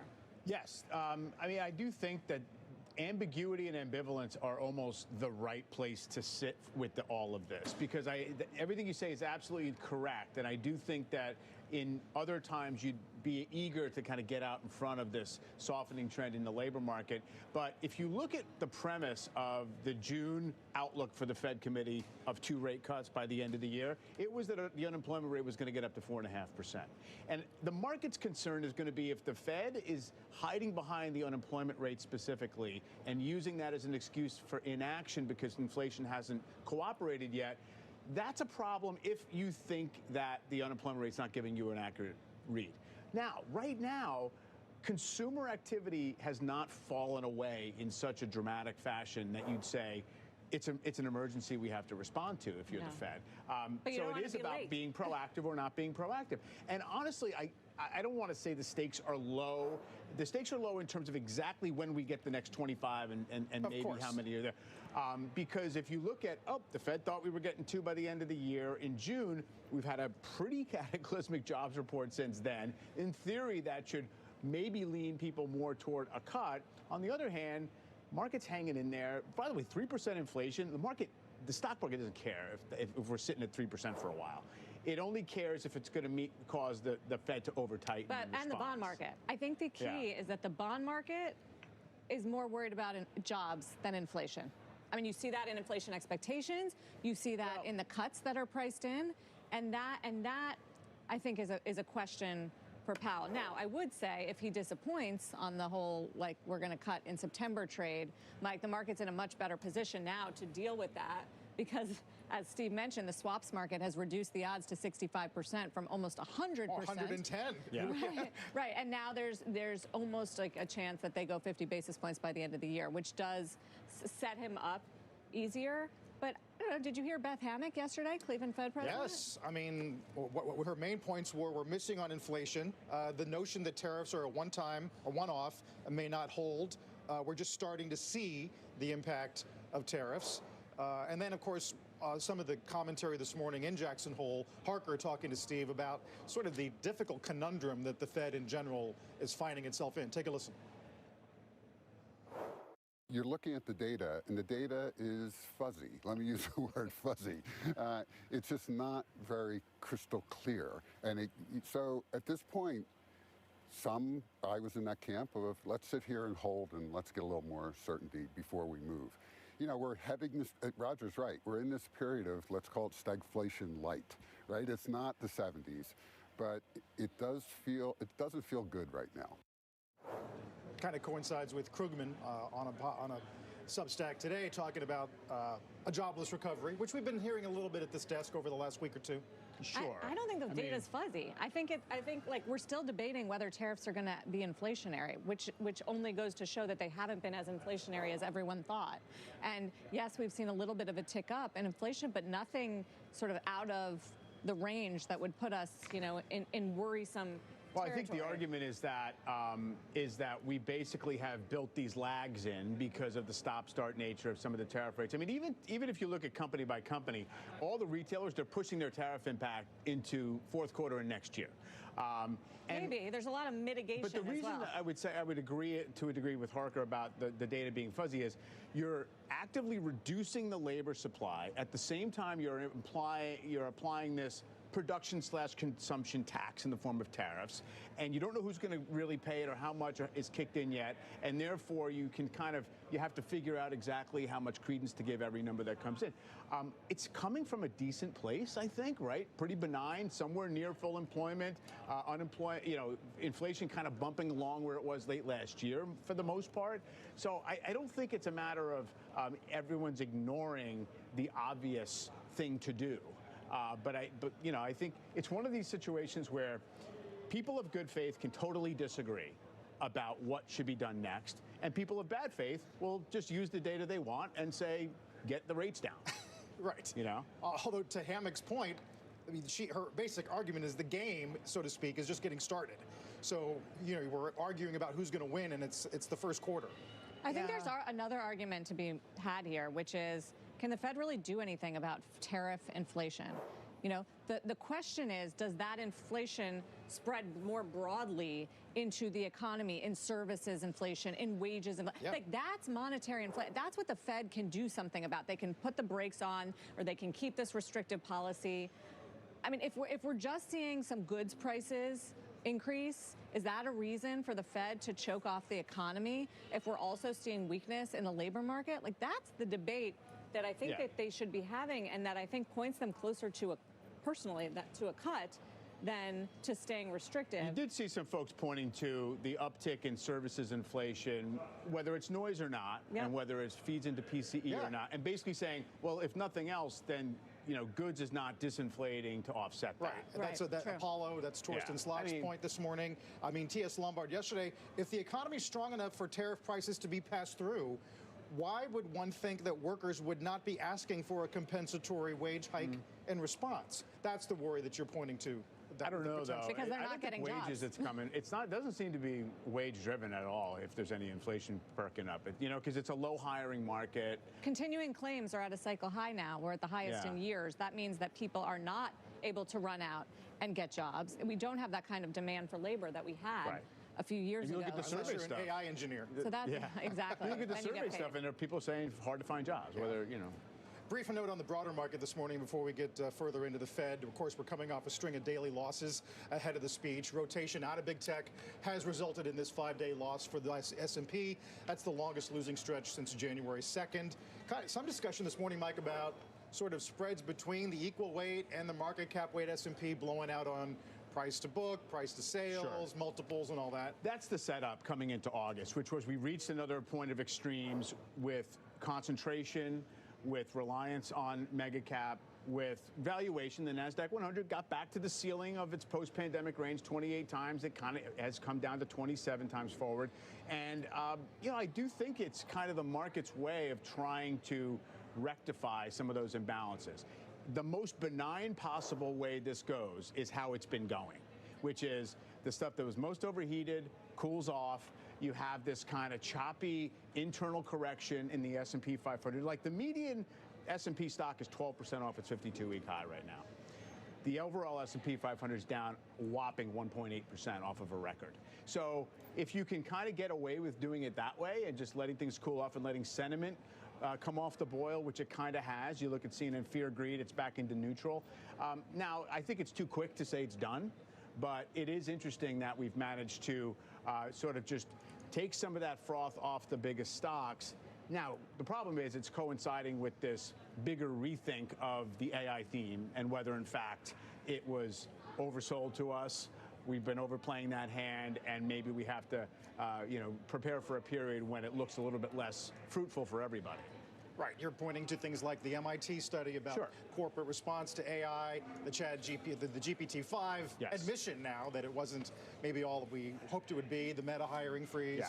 I mean, maybe it's just positioning, Mike. Well, that's the thing. And August, as David has mentioned, and yes, the Fed cut odds have come down. It's all those in this week, so you can point to all of that. Palantir is kind of the poster child for this momentum sell-off. It's down 12%. And it's tried to firm up off of that decline. And Meta's trying to find its footing too. And I was looking yesterday, had another negative headline about the AI hiring freeze. Stock still went down a little bit on it. So there might be more to go, but it's not like the whole story has changed. And I agree. Once you have a positioning shock, people look for reasons. Fundamentally, and you can almost always find one if you look hard enough. Although Palantir's still the best S&P-er of the year. It's going to be a while before that. It's only 17.8% off the highs at this point. When we come back, a lot of news on NVIDIA ahead of earnings next week. It's been a rough week for the stock, as we have mentioned. We'll get to a bunch of movers today, including Intuit, Workday, TSM's got some news, Ross Stores, Tesla, when we're back in a minute. Dulcolax. Good morning. Hey. Good morning. New Dulcolax Liquid Gel with Liquid Core reactivates your natural gut rhythm overnight for relief that feels amazing. New Dulcolax Liquid Gel. Thanks for walking us through the plan. Have fun with Lizzie this summer. Good morning. All right, let's see. 15 minutes looks like it's gonna drop. So maybe we'll get a little dump at open. And then Jay Powell comes on, I think at 10 a.m. Eastern time.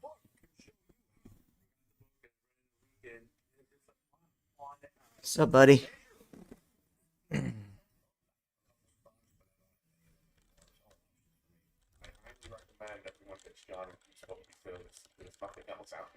Get your free copy today at itsnotanoption.com. That's itsnotanoption.com.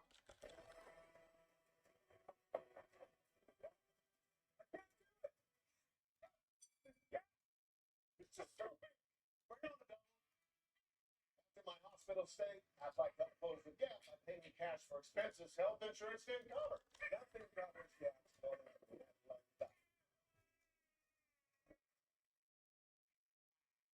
Expenses health insurance doesn't cover. Find an agent. You do look like CNBC Plus.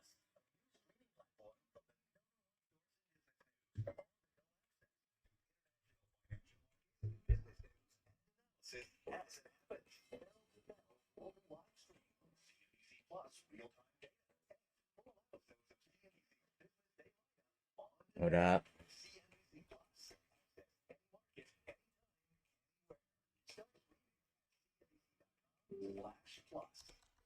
Today, let's pay with Bear, America's most trusted pay brand. What's up, Google? Do we need that? No. Google? Google? Google? Google? Google? It just says 8. You bought 8. Well, with Bear, you can get a whole load for under $100. How much did you spend? Get a lot more. No. I thought you said you researched this. Aren't all paints the same? No, they're not. Don't overpay for your next project. Get Bear quality at an everyday low price. Only at the Home Depot. Hey, where's my fun intakes? There we go. No, just it's really good. Some mattresses support all types of sleepers. luxury is handcrafted and assembled in American factories and brought directly to you without All right, let's see what we have. by over 90% of customers. Yeah, careful today. Today's gonna be crazy. Luxury matches its name. Shares of NVIDIA on track for their worst week since April. Earlier today in Taiwan, CEO Jensen Huang telling reporters the chipmaker is in, quote, dialogue with the U.S. government about selling a new, more advanced AI chip to China. Meantime, published reports say NVIDIA has asked some of its component suppliers to stop production related to the H20 chip. China has reportedly pushed for domestic tech companies to hold off buying the chip because of security concerns, something that Jensen Huang in Taipei today did play down. Listen.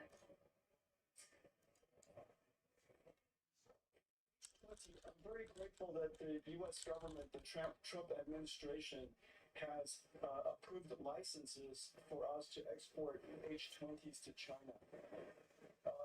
Recently, China asked some questions about some security backdoors in our chips.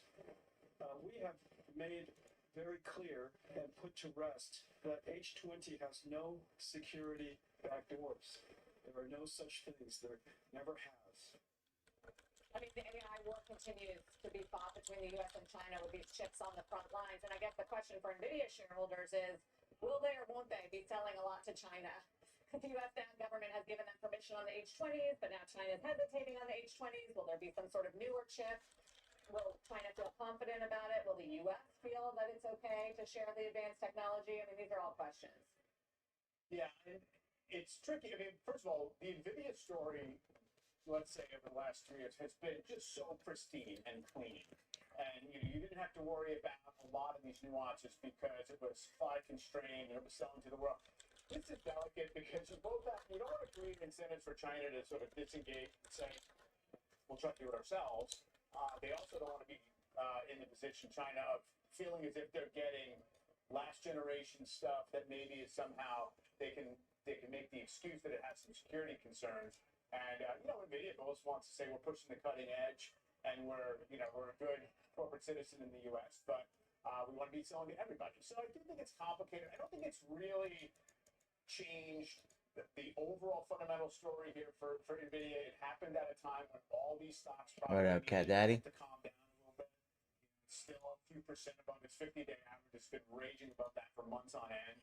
And so it probably Looks like it wanted to pump at opening now. Huh. it's interesting in terms of, I think it's about the trajectory of revenue and earnings estimates after next year. Next year seems pretty big. Right.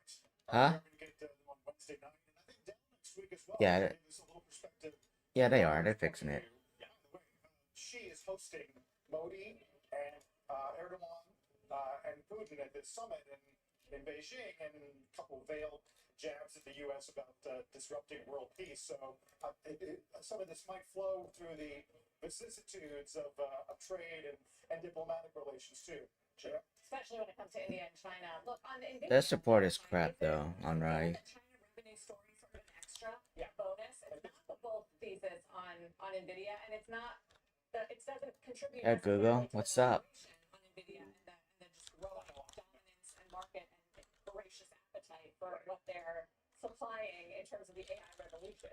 No, it doesn't. I mean, it definitely is not the major swing factor at all in terms of the valuation and the earnings trajectory. But, I still want to. What's up? I mean, he travels, he goes to Japan, he goes to China. He's a diplomat. He's a diplomat CEO. Jensen Huang. We'll go. Still to come this morning, we'll count down, of course, to the Fed chairs. Jackson Hole speech later on this morning. Our live coverage begins on that at the top of the hour. As you can see the countdown clock, followed by Cleveland Fed President Beth. Oh, it's the new guy that won the Lucid giveaway. I need to get the code from Lucid soon. I'll probably get it this weekend.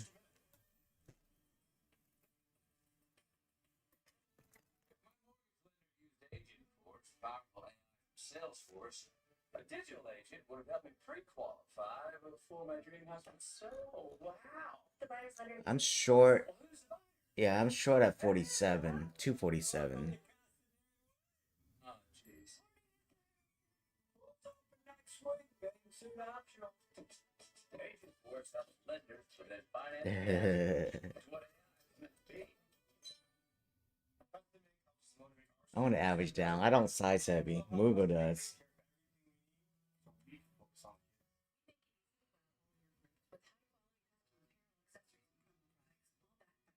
Yeah, that's crazy. Gina Costa, looking simply stunning. What's this? She's opening her Fidelity app to buy back stock. Legal fees or commissions? Because what does Gina got? Gina's got the look. That never gets old. Talk about easier investing. You want guard today? It's just gonna simply say it protects the whole home inside and out. Stop. This is simply safe. Whoa! That was impressive. There's no saying like Simply Safe. Mounjaro for adults with type 2 diabetes. I see you. And you. And you. Putting in the work. Day after day. Yeah, Mountain. Auto movements overnight. We missed out. I'm probably sleeping. I'll wake up soon.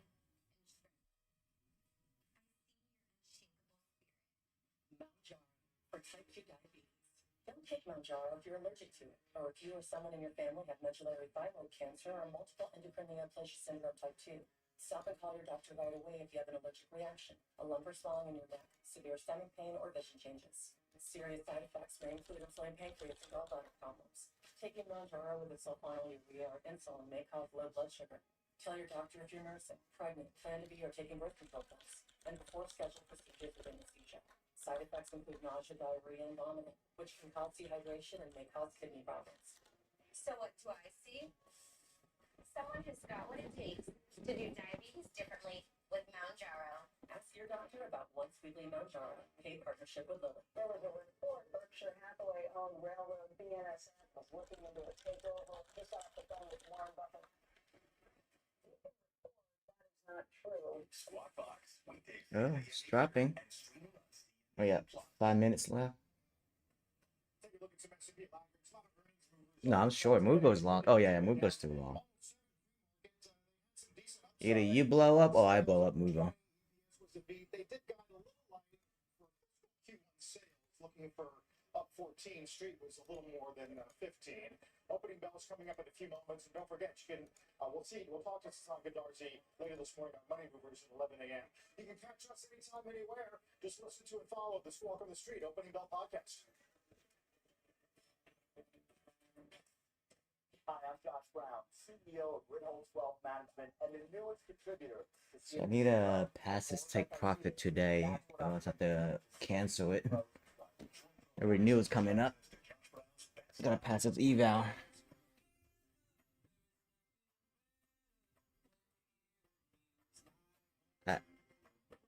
I need 2,000 more. Total of 9,000, so I got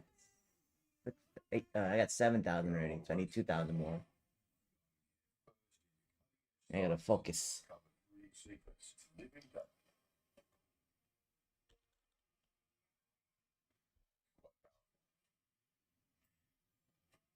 Presented by Columbia Sportswear. Engineered for whatever. I'm so sleepy. You did earlier, last week. A deep, deep voice, like a dude.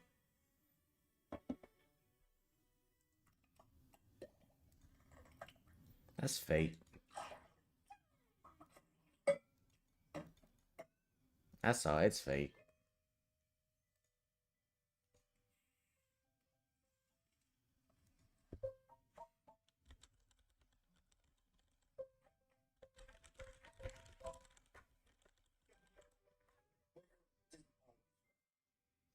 Oh no, Wizard gotta work. He can't get in.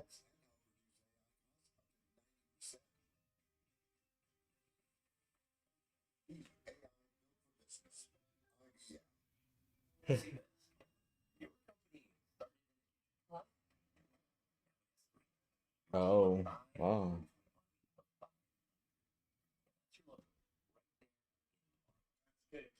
Alright, 2 minutes.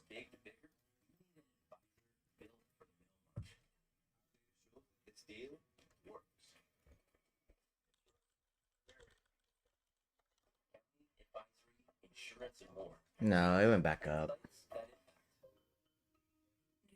Invests with the foresight and vision to anticipate the needs of future generations, to build strong portfolios that deliver lasting legacies, and adapt for what's just around the corner.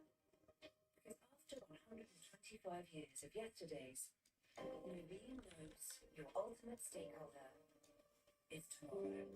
Nuveen, invest like the future is watching. The opening bell is brought to you by Nuveen. Invest like the future is watching. Shares of Ross stores are up in the pre-market. The discount chain posting a quarterly earnings beat, helped by some July sales getting a boost from back-to-school shopping season already. The negative impact from tariff-related costs was less than the company expected. They guided pretty well. Q3 2 to 3, streets at 2 1/4. Mike, interesting story about how if you have scale and maybe you're in play in this discount area, tariffs are actually working for you because of the inventory shifts. Yeah, exactly. And you know, Ross has lagged in terms of stock performance and valuation pretty significantly versus TJX, which is a rough comp. It's not a perfect comp. And this theme of July saw an uptick in activity has been somewhat consistent, right? I think, didn't we hear that at Home Depot? So there was a bit of a lull, and maybe came out of it in July. And there was also some exposure by Ross, it was thought, to Latino populations. They talked about that. Yes. And maybe we get a little pump. Can't tell anymore. It's different. Especially in June, especially in Southern California. But they did say the good news is we saw a bounce back in July. How long is it gonna take them to fix?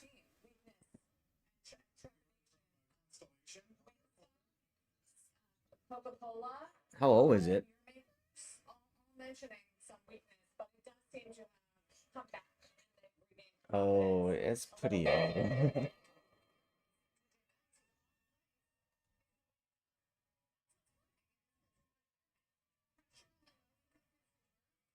Yeah. I don't know if it's the motherboard or something, it's expensive to fix. There's no point.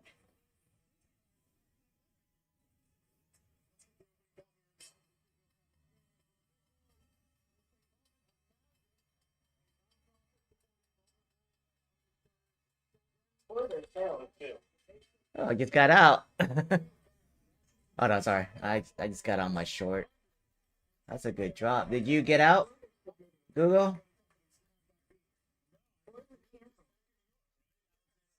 That was a nice dip. Yeah, I told you it's gonna dip, Google.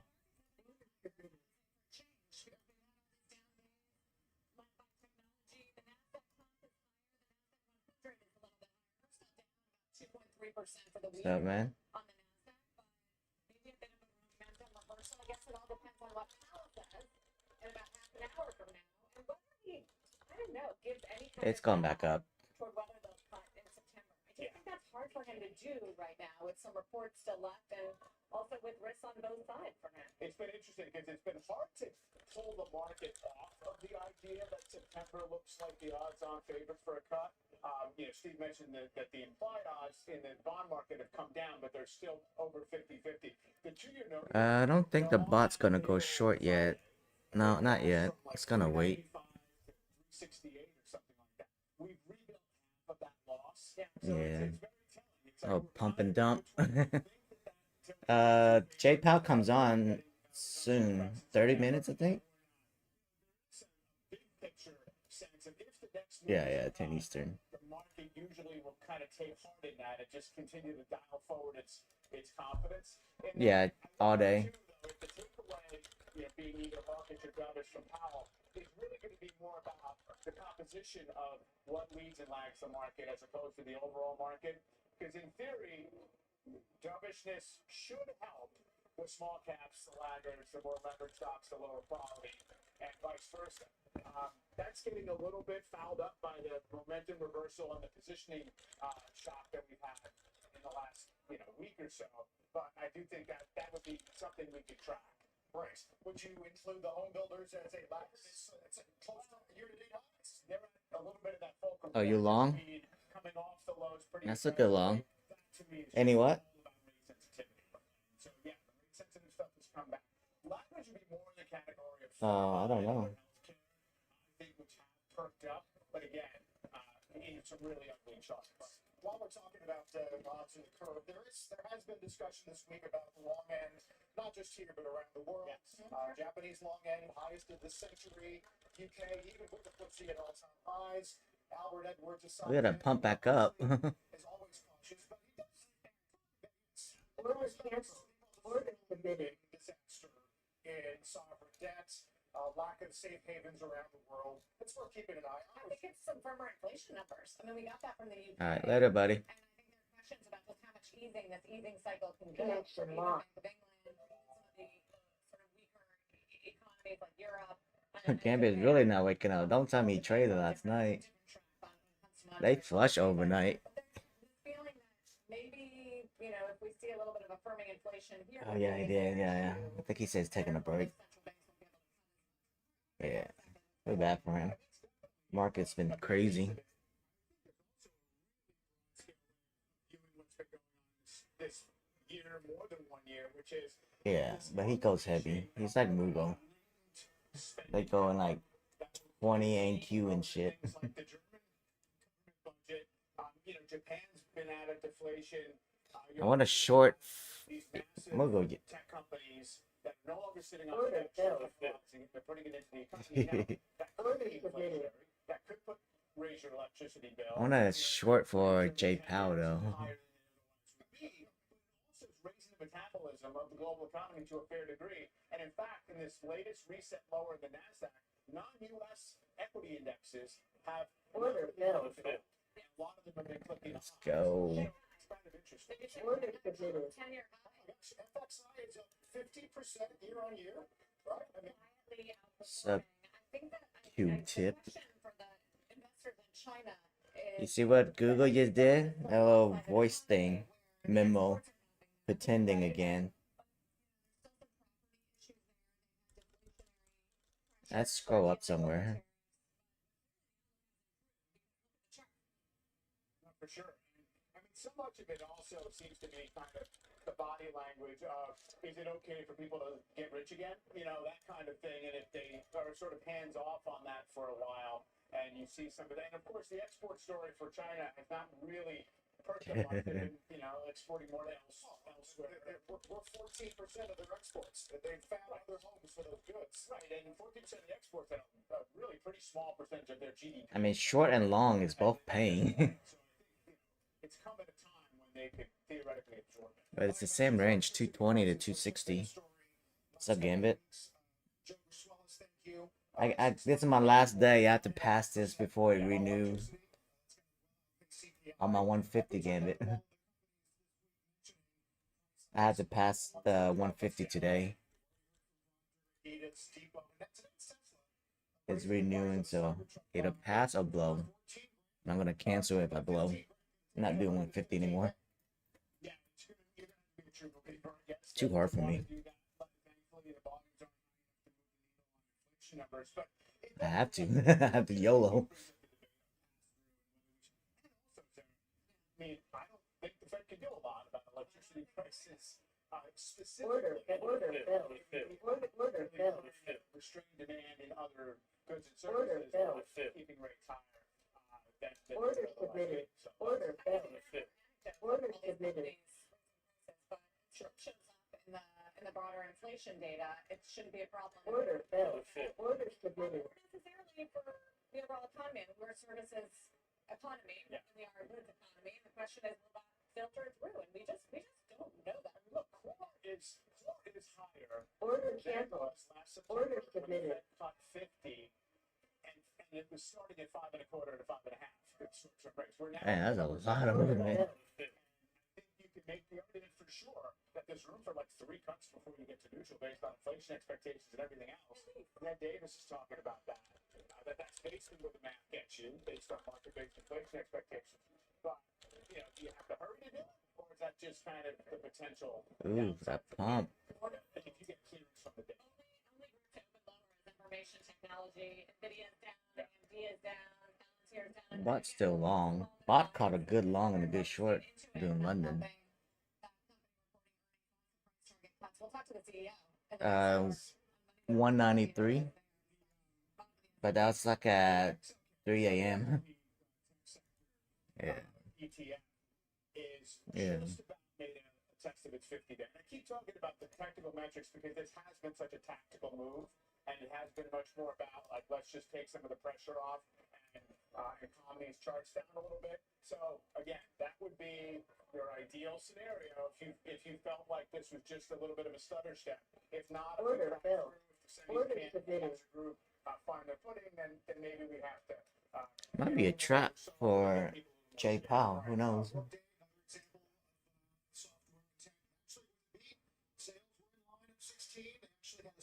Order canceled. Nice. Got that drop. There's obviously this pretty persistent overlay of skepticism on certain parts of software. It's very much a familiar story. Talking about these challenges in certain end markets, and just nobody's quite confident in the long-term place of a lot of these SaaS companies in the corporate budget. Have you guys been following these Bitcoin or crypto companies, the conversions of some of these? I'm just trading. Oh man. Cheap stock prices. Yeah, this is Zilla, and it's interesting because Peter Thiel's founders fund owns 7.5% of it, so it transforms itself from a near bankrupt. You think it's gonna break 300? Let me see. Yeah, 3 minutes got the upside. 15 minutes. No,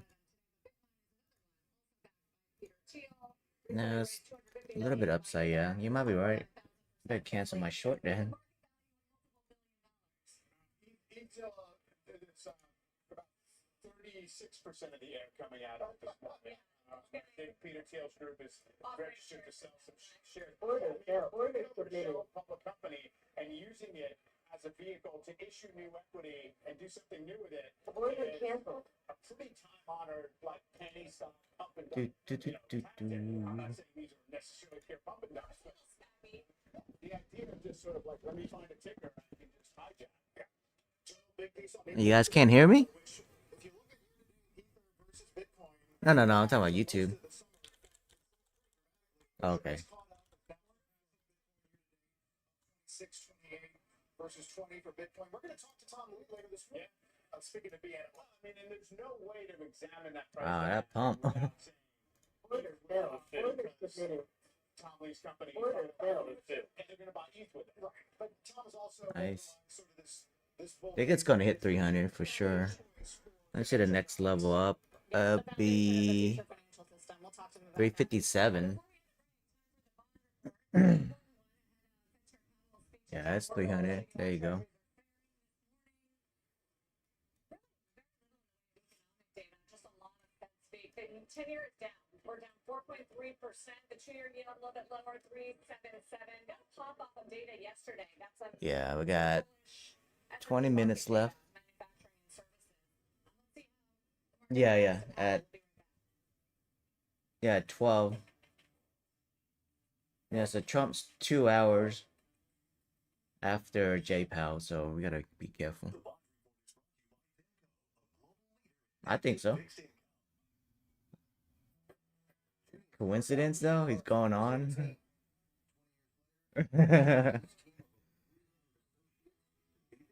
I knew when I'm about to go short, but I don't think it's gonna go short yet.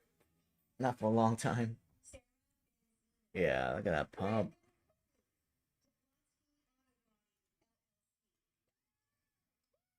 She called Harper? Oh, you mean Jablonski out of buddy? I don't see.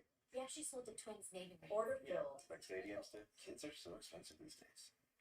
Here it comes. Oasis Freeze can inspire. I'm your man to do business with you. Or we can look at some investment options for you. There's no way it's gonna get 400 today. We introduced him to the farmers. Order It's submitted. changed his quality of life. Leo's number 2s are really getting better. Better poo, better you. At public, the High-yield cash account's a no-brainer. I know my money's working hard for me, and I know I can access it anytime I need it. It's very simple. Better rates mean faster growth, and that's exactly what I need. No Lynn today? Easiest person to please. I like things just right. Ah, Home recommendations. They know what I I think so, yeah. Yeah. Yeah. Your shipping manager left to find himself, leaving you lost. You need to hire. I need Indeed. Indeed you do. Sponsored jobs on Indeed are 2.5 times faster to first hire. Visit Indeed.com/hire.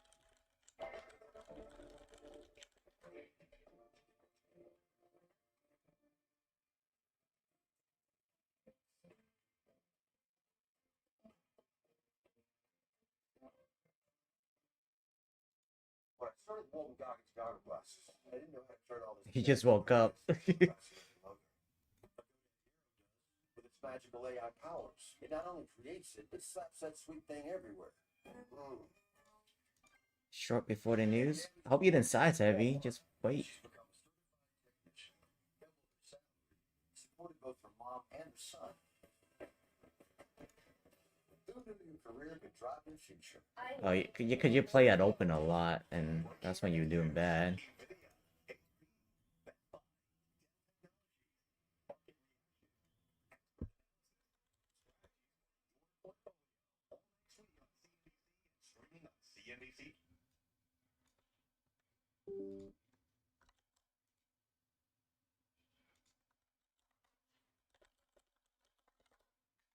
Plus.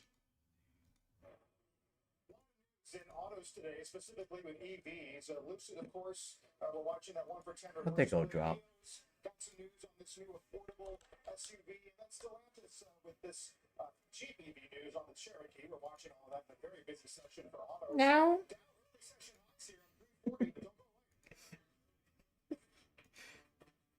Oh wow, that pump! Holy cow! And right now we're offering 50% off site-wide. Save on favorites like They're really popping for J Powell. juicy chicken breasts, desserts, and so much more. Order now and you get 8 of our famous. And then yeah, pre-loan is long. I think he got calls. And get 8 free burgers when you visit omahasteaks.com/TV today. I think so. You okay in there? Consumer Cellular knows there are a lot of offers flying around, but they slip away too fast. We don't play games. What you see is what you get. No hot air, just plans starting at $20. I'm just trading evals. I don't want to touch my funding. Maybe I should. Let me try. Do in and out. There we go. Get my $20 for the day. Account at public actually at higher rates than anything else I was able to find online. I don't want to be losing sleep. Order filled. Order submitted. Investments. I needed something Order canceled. that could really give me long-term financial benefits. Order submitted. I know my money's working hard for me. Order filled. Target filled. Oh, whoa, that was quick. Hi. Damn, what happened? Sports, music, and entertainment. Register now I was thinking.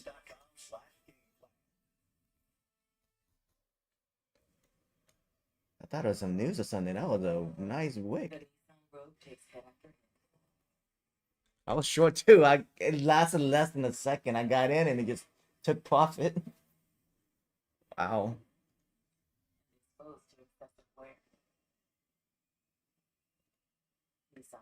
Yeah. No, I got I made profit on that. Order submitted. On it. What's up, buddy? I need to buy more funding ticks later today after this one. Came back up again.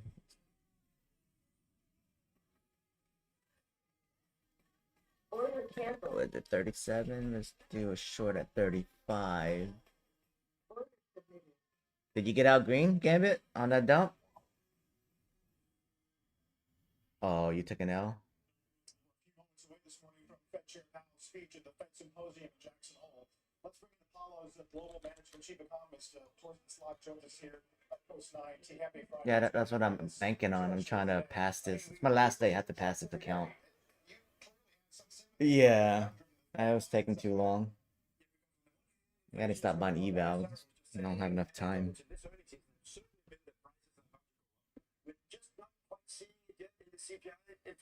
Me 35 so I can be short. And at the same time, we had the last employment report, where the direction of travel is weaker. So will Jay Powell put weight on there's a risk that inflation will go up, which says the Fitch ultimately should be hiking? Or it would wait on the bad labor market and say, no, now we should be cutting. And that is the difficulty for the speechwriters for Jay Powell at the moment. The notion out of the minutes I'll get there. that inflation was the larger I hope. Do you think that's still a fresh view? Well, I do think that that's misguided where we sit today, because now, first of all, we have much more information with the employment report for July, which was so much weaker. So I think that they will tend to put more weight, and Fed speeches have given more weight. Even Austin Goolsbee recognized, yes, services inflation is a risk of going Thank up. you. This helps a lot. It's certainly something that we need to monitor very carefully.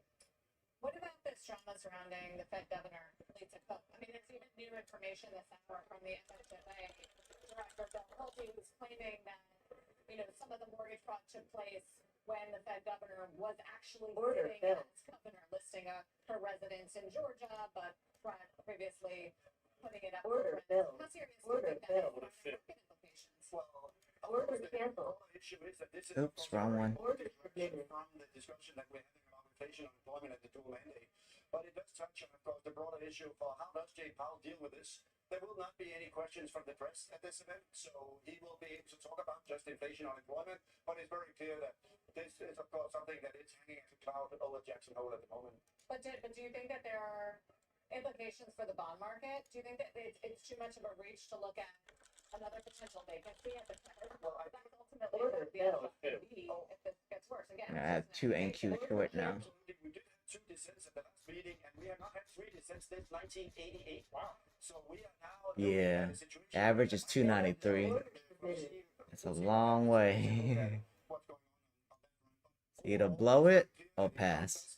More folks into the FOMC that are thinking more about lowering interest rates, and we certainly have dissents that go into the 2, 3, or even 4 dissents. That could become a very important debate for markets, because then when the Fed comes out, and especially during the press conference, if Jay Powell says we lowered interest rates or we didn't lower interest rates, the first question would be, well, what about the argument? There we go. Nice. It's always not good for financial markets, because it is bringing up this issue around, did they actually mean? Yeah, he's coming on 10 minutes. Labor market dynamics for a while now, and in terms of how we should characterize this relatively low level of job creation, does it still represent a labor market? Yeah, you didn't cancel? Are you getting charged? And even if it is, when you have low absolute level of job growth, that does restrain overall economic growth as well, which would appear not to necessarily foster more inflation. There's a number of things that are headwinds to the labor market. Try to pass it so you don't get your free funded. If you pass it, they won't know. Hey, that's a free play. Just focus on that.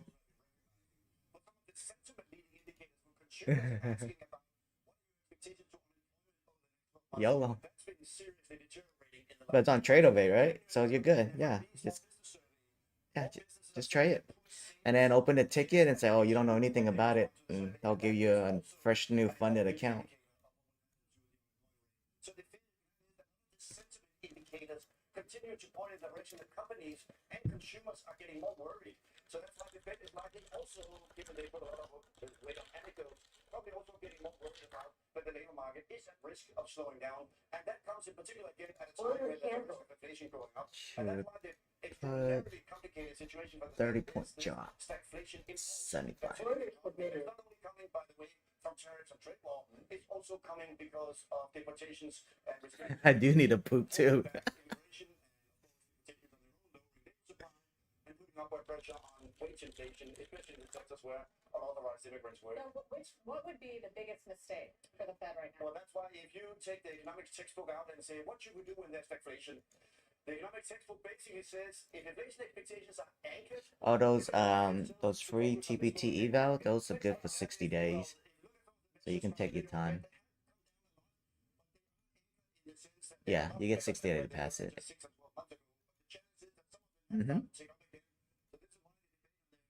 is why the September meeting is so difficult, because they need to debate are inflation expectations anchored in the Yeah, that's how I feel right now. It's like I'm on my last day, so I had to pass this account or they're gonna recharge me, so I need to hurry. Then they need to put more weight on hold on inflation expectations. If you look at 1 year ahead, inflation swaps, they are pricing that inflation in 12 months' time will be 3.3%, much higher than the Fed 2% target. So that's why the Fed is keen on getting inflation and inflation expectation down. Do you think the commentary from certainly retailers these past couple of weeks and what we've seen in fresh fruit, CPI, and all that stuff, can that drive expectations? Yeah, well, if you look at Walmart earnings that just came out, it is showing that there's risk of sales going down, and there's certainly, of course, a risk also of prices going up. They said the last earnings season that prices are going to go up. So you heard a number of retailers really saying the stagflation story, namely that we are going to raise prices, and we're having losses because of tariffs. The automakers, and we just saw the Cybertruck pricing right now, of course, are the prime example of this. Off trading or off work? Yes, these anecdotes are interesting, but are they showing up in the CPI? And the trend now, the CPI, 1/3 is goods, which is where the tariffs are, but 2/3 is services. I can't see a crackhead not trading.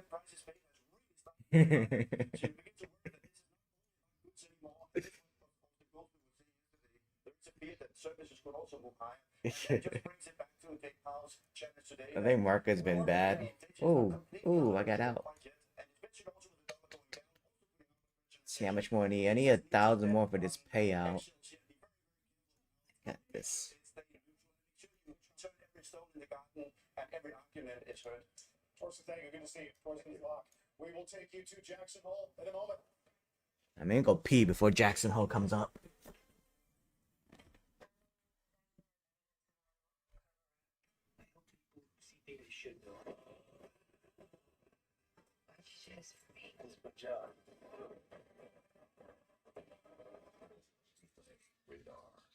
Thanks for walking us through the plan. Have fun with Lizzie this summer.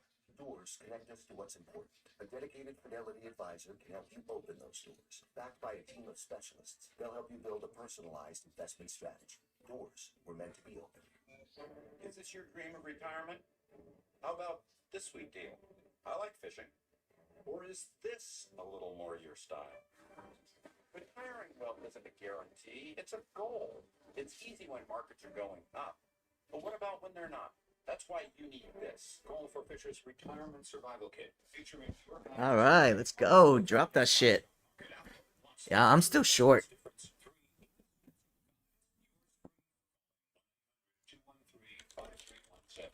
Fisher Investments' disciplined approach will help see you through the market's ups and downs. Give you the confidence you need. Are you green, Gambit, or no? Alright, that's good. You chat? Oh, what do I do? Load an account FT and it's still showing. You can cancel it on your FT dashboard. Go on the website and hit cancel. Oh, remove end of the day. At AG1, our customers deserve the best, and the best just got much better. AG1 Next Gen has Let me put a screenshot. and probiotic blends backed by gold standard clinical You need 4,500 to pass, right, Gambit? of AG1. Why should you trade Yeah. options rather than stocks? Because they offer higher returns, are cost effective, and can actually reduce risk. Learn how in our new book. I'm almost green on this one. Should I take profit or just YOLO it? Being successful. I have a couple stocks, but I don't have any of them anymore. It's all options for me. I highly recommend it. You're right. I just want to bet a short position like over 300 again. But yeah, I'm gonna hold it. I'm green now. Let's go, baby. These eyes make a statement. That's why I take them here to America's Best. A place that's all about better. With a team of doctors and associates. Order filled. Order filled. I took one down, so I'm just have one holder. Order submitted. Oh shit! Everything went out. It took me out. Damn it! I hit my final target. So, I just need 700. I don't actually need a YOLO anymore. That was nice. Hell yeah! Let's go. Yeah. I had 3 and Q. And that was a nice dump. I should reach short. Yeah, I'm gonna reach short. Special edition of Squawk on the Street. I'm Sarah Eisen with Carl Quintanilla. David has the morning off. Moments away, the event Wall Street has been waiting for all week long. Ooh, oh, guys, 2 minutes left. Fuck.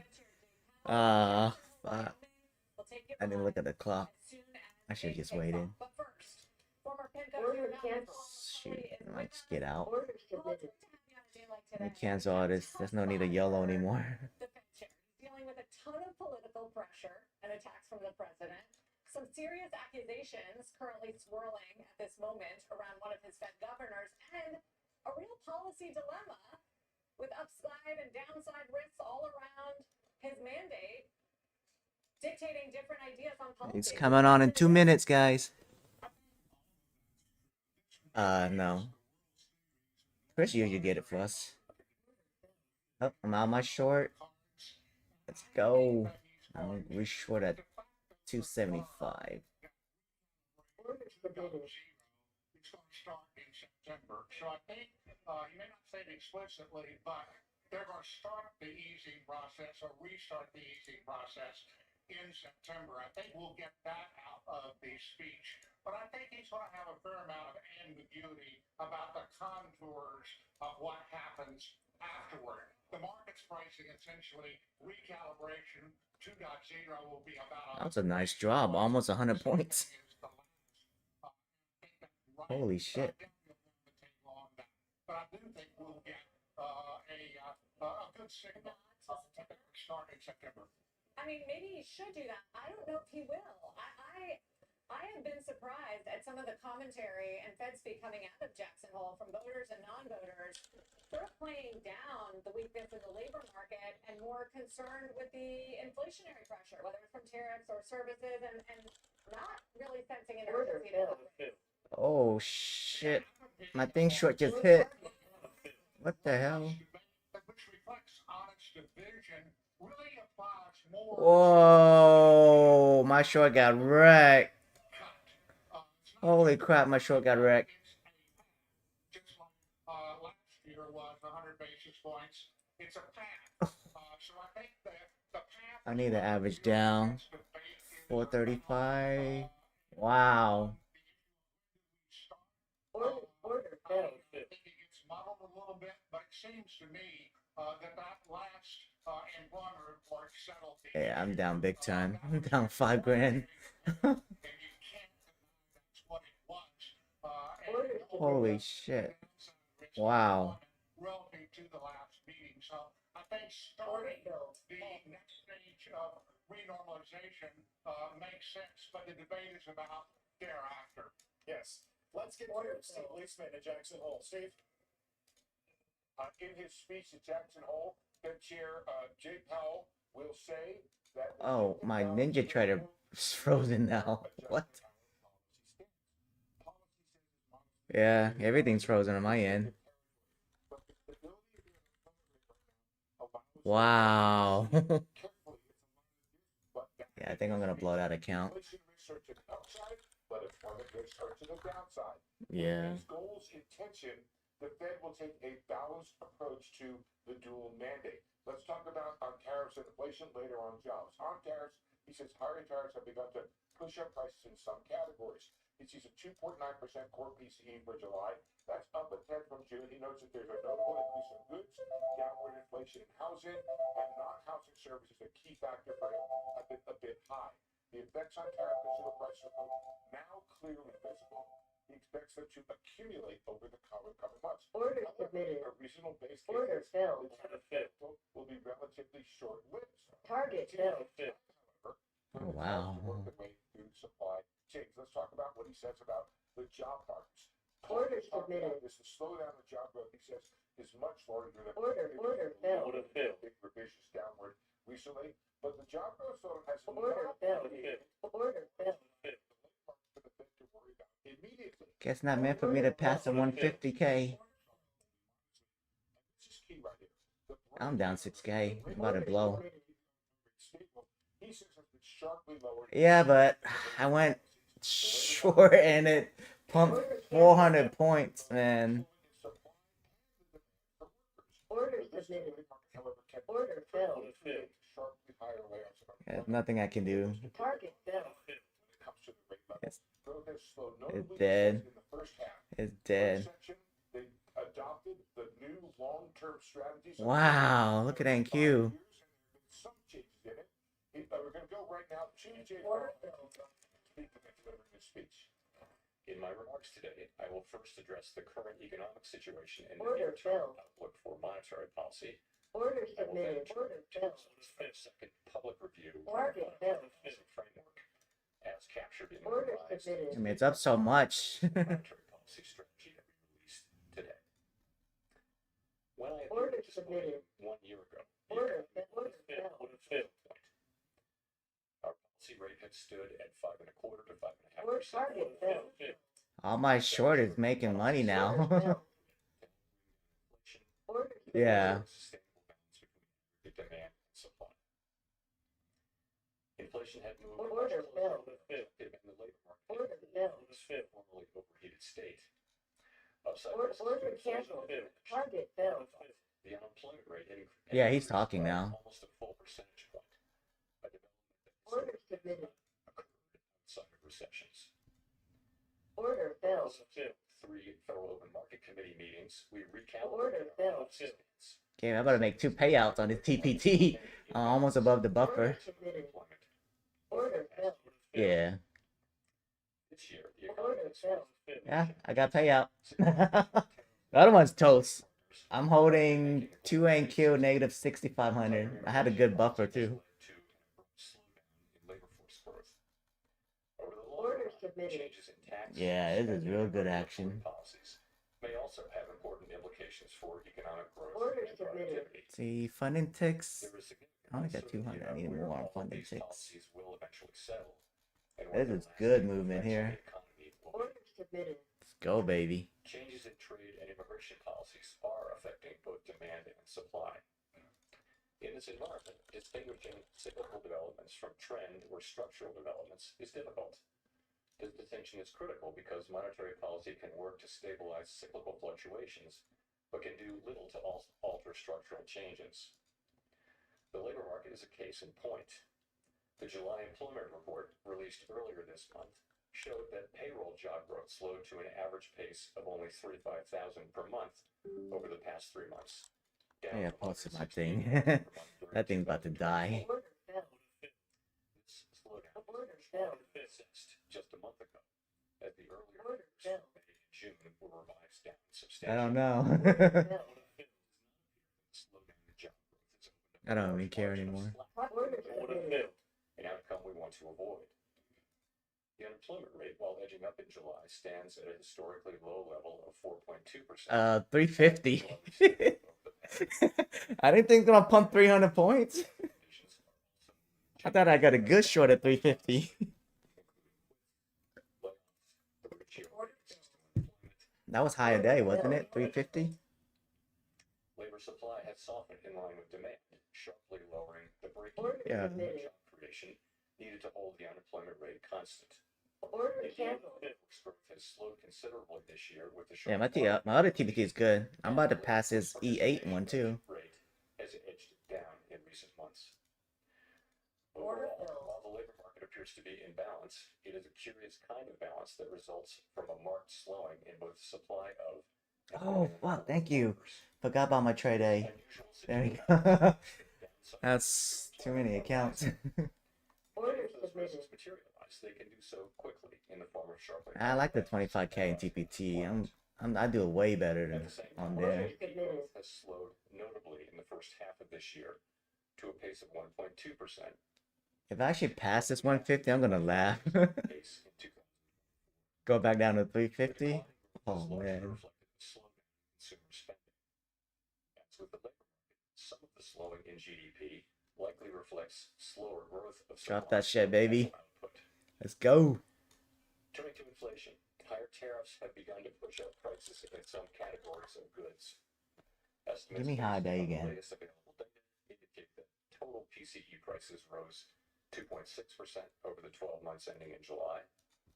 Excluding the volatile food and energy categories, I hope Trump dumped this shit. 2.9%, Orders above the submitted. level of a year ago. Within core, prices of goods increased 1.1% over the past 12 months. Order A filled. notable shift from the modest Order decline canceled. over the course of 2024. In contrast, housing services inflation remains on a downward trend, and non-housing services inflation is still Orders running at order filled. above what has been historically consistent with a 2% Orders inflation. submitted. The effects of tariffs on consumer prices are now clearly visible. We expect those effects to accumulate Orders over the coming submitted. months, with high uncertainty about both timing and amounts. Order filled. Policy is whether these price increases are likely to materially raise the risk of an ongoing inflation problem. Orders filled. Is that the effects Order canceled. What happened? Oh, shift did I blow? Order filled. What the hell? My thing froze. all at once. It will continue No, to no, 150 is gone. through supply chains, Yeah. chains and distribution networks. Order canceled. Moreover, tariff rates continue to evolve, Order submitted. potentially prolonging the adjustment process. Order It's also filled. possible, however, that the upward pressure on prices from tariffs could Well, my support 150 blew, lasting inflation. so I gotta cancel that. That is a risk to be assessed and managed. Wow. One possibility is that workers who see their real incomes decline because of higher prices demand and get higher wages from employers, setting off adverse wage price dynamics. Given that the labor market is not Nice. particularly tight and faces increasing downside risks, that outcome does not seem likely. Another possibility is that inflation expectations could move up. That's a crazy pump. Wow. Inflation has been above our target for more than 4 years and remains a prominent concern Yeah. for households and businesses. Almost 600 points on a pump. Measures of longer-term inflation expectations, however, as reflected in market survey-based measures, appear to remain well anchored and consistent with our longer-run inflation objective of 2%. Of course, we cannot take the stability of inflation expectations for granted. Come what may, we will Yeah. not allow a one-time increase That's in the crazy. price level to become an ongoing inflation problem. So, putting the pieces together, what are the implications for monetary policy? In the I near think term, so. risks to inflation are tilted to the upside, and Order risks to filled. employment to the downside. Order A submitted. challenging situation. When our goals are Order intentionally canceled. our framework calls for us to Order balance both submitted. sides of our Order mandate. submitted. Our policy rate is now 100 basis points closer to neutral than it was a year ago. And the stability of the unemployment rate and other labor market measures allows us to proceed carefully Order as we filled. consider changes to our policy stance. Order Nonetheless, submitted. the Order policy filled. territory, Order the baseline submitted. outlook, Order and the shape canceled. of risks may warrant adjusting our policy stance. Order filled. Order filled. Preset course, Order and all team submitted. members will make these decisions based solely on their assessment of the data and its implications for the Order economic submitted. outlook and the balance of risks. We will never deviate from that approach. So, Order turning back to submitted. my second topic, our monetary policy framework is built Order on the filled. unchanging foundation of our mandate from Congress to foster maximum employment and stable prices for the American people. Order We remain fully submitted. committed to fulfill Order our filled. statutory mandate, and the revisions Order to our submitted. framework will support that mission across a broad range of economic conditions. Our revised statement on longer-run goals and monetary policy strategy, which we refer to as our consensus statement to save time, describes how we pursue our dual mandate goals. It is designed to give the public a clear sense of how we think about There you go. monetary Drop it, baby. and that understanding is important both for transparency and accountability, and for making monetary policy more effective. The changes we made in this review. I think Trump's gonna dump it down after this. That's 600 points up, but we only up 1.4%, so it's not like it's over 2%, but man. Which we conduct in 5-year intervals. This year's review included 3 elements. I give up on this big size eval. Can't do it. A flagship research conference and policymaker discussions and deliberations supported by staff Yeah, it analysis is. at a series of FOMC meetings. In approaching this year's review, a key objective has been to make sure that our framework is suitable across a broad range of economic conditions. At the same time, the What's that framework short needs to at? evolve with changes in the 34? structure of Okay, the not economy bad. and our understanding of those changes. The Great Depression presented different challenges from those of the Great Inflation Need to and the size Great down with this Moderation, one. which in turn are different from the ones we face today. Good shit, At Cajun. the time of the last review, we were living in a new normal, characterized by the proximity of interest rates to the Yeah. effective lower bound, or ELB, along with low growth, low inflation, and a very flat Phillips curve. Meaning that inflation was not very to slack. Wow. To me, a statistic that captures what it is that our policy rate was stuck at the ELB for 7 long years. I'm about to get a pay on this Apex. Let's go, 300K. Hold on, I need 1,000 only. I can do it. It appeared highly likely that if the economy experienced even a mild downturn, our policy rate would be back at the ELB very quickly, probably for another extended period. We're way overbought on it. No, we're not even overbought on the 3 minutes. Never mind. Interest rates have near zero. Higher real rates further weigh on job growth and reinforce the downward pressure on inflation and inflation expectations, triggering an adverse dynamic. The economic conditions that brought the policy rate to the ELB and drove the 2020 framework changes were thought to be rooted in slow-moving global factors that would persist for an extended period. And they might have done so, if not for the pandemic. The 2020 consensus statement included several features that addressed the ELB-related risks that had become increasingly prominent over the preceding 2 decades. We emphasized the importance of anchored inflation expectations to support both our price stability and Are you kidding me? It's gonna go all-time high with just Jay Powell? We adopted flexible average inflation targeting, a makeup strategy to ensure that inflation expectations would remain well anchored, even with the ELB constraint. In particular, we said that following periods when inflation had been running persistently above 2%, appropriate monetary policy would likely aim to achieve inflation moderately above 2% for some time. In the event, rather than low inflation in the ELB. Oh wow, I didn't even see it's on 600. Holy cow. Uh-oh, my short is getting wrecked now. Through year-end 2021, we thought that inflation would subside very quickly without a sharp tightening in our policy. Holy cow. We responded forcefully, raising our policy rate by 5.25 percentage points over. I need Trump to dump this. That action, combined with the unwinding of pandemic supply disruptions, contributed to inflation moving much closer to our target without the painful rise in unemployment that Wow. high inflation. This year's review considered how economic conditions have evolved over the past 5 years. During this period, we saw that the inflation situation can change rapidly in the face of large shocks. In addition, interest rates are now substantially higher than was the case during the era between the global financial crisis and the pandemic.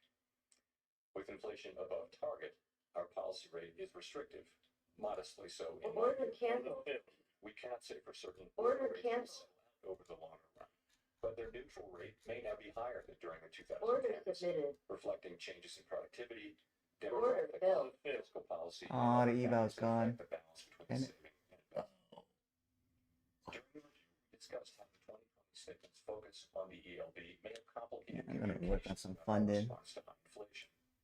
We concluded that the emphasis on an overly specific set of economic conditions had led to some confusion, and as a result, we made several important changes to the consensus statement to reflect that insight. I need to pass this 100K. Feature of the economic landscape. Instead, we noted that a monetary policy strategy is 6,000 to pass. employment and stable prices across a broad range of economic conditions. Near the ELB remains a potential concern, but it is not our primary focus. The revised statement reiterates that the committee is prepared to use its full range of tools to achieve maximum There you go. stability goals, particularly if Needed the that. federal funds rate is constrained by the ELB. Guess I'll just work on this They returned to 25K. a framework of flexible inflation targeting and eliminated the makeup strategy. Submitted. As it turned out, the idea of an intentional moderate inflation overshoot had proved irrelevant.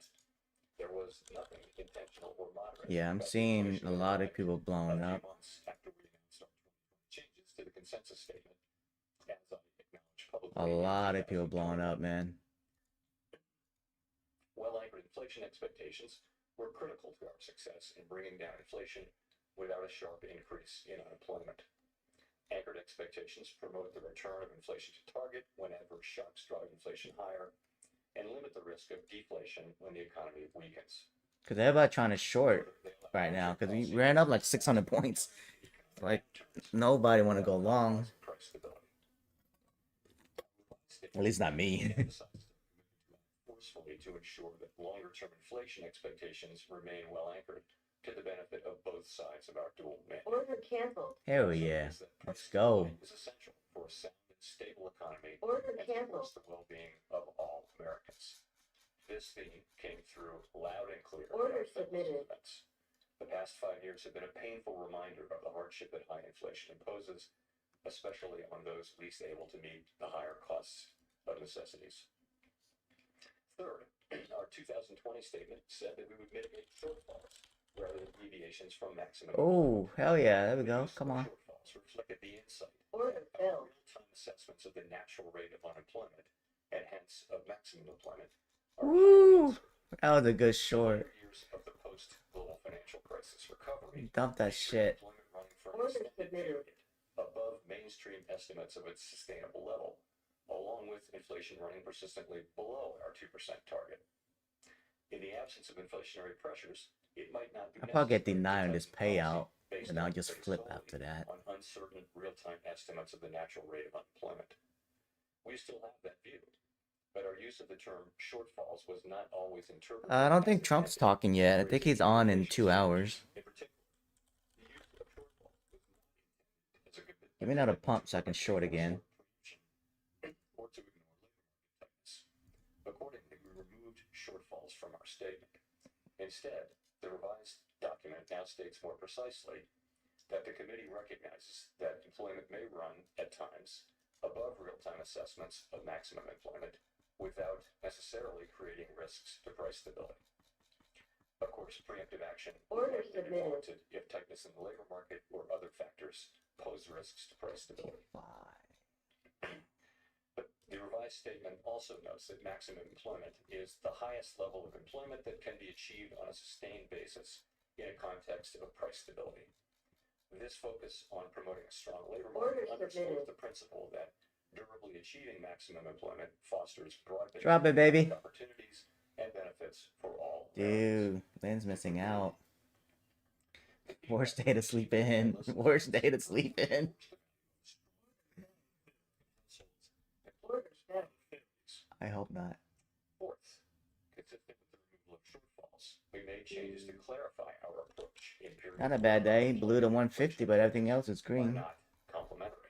Yeah, In those pretty decent payout circumstances, coming we up. follow a balanced approach in promoting them. The revised statement now more closely aligns with the original Order filled. 2020. Order filled. Hell yeah, everything's hitting. We take into account the extent of departures from our goals and potentially different time horizons over which each is projected to return to a level consistent with our dual mandate. Who left? These principles guide our policy decisions today, as they did in the 2022 to 24 period, when the departure from our 2%. Well, ice is inflation long a target lot, so was the ice should have been overriding really concern. green.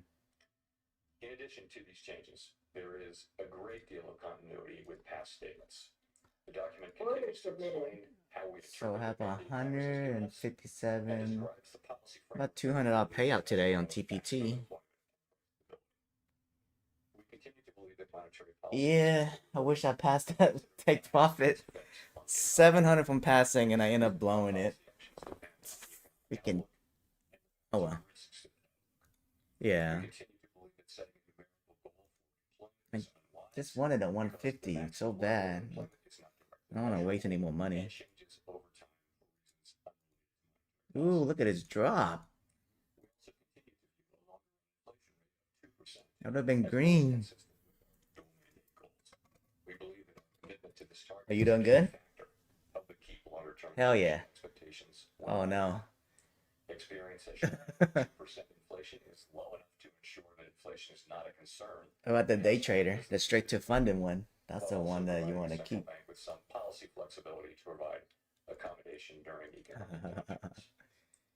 Finally, the revised consensus statement retained our commitment to conduct a public I'm all review flat roughly most of the time. Most of them's flat now. I need a pump so I can short. pace. That frequency allows policymakers to reassess structural features of the economy and That to was engage fun. with public, practitioners, and academics on the performance of our framework. It is also consistent with several global peers. To wrap up, I want to thank President Schmidt and all of his great Kansas City staff who work so diligently to host this. They're gonna rug pull this? That's gonna be crazy if they do. Virtual appearances during the pandemic. This is the 8th time I've had the honor to speak from this podium. Each year, this symposium offers the opportunity for Fed leaders to hear ideas from leading economic thinkers and focus on the challenges we face. The Kansas City Fed was very wise to lure Chair Volcker here to this national park more than 40 years ago, and I am so proud to be part of that tradition. Thank you very much.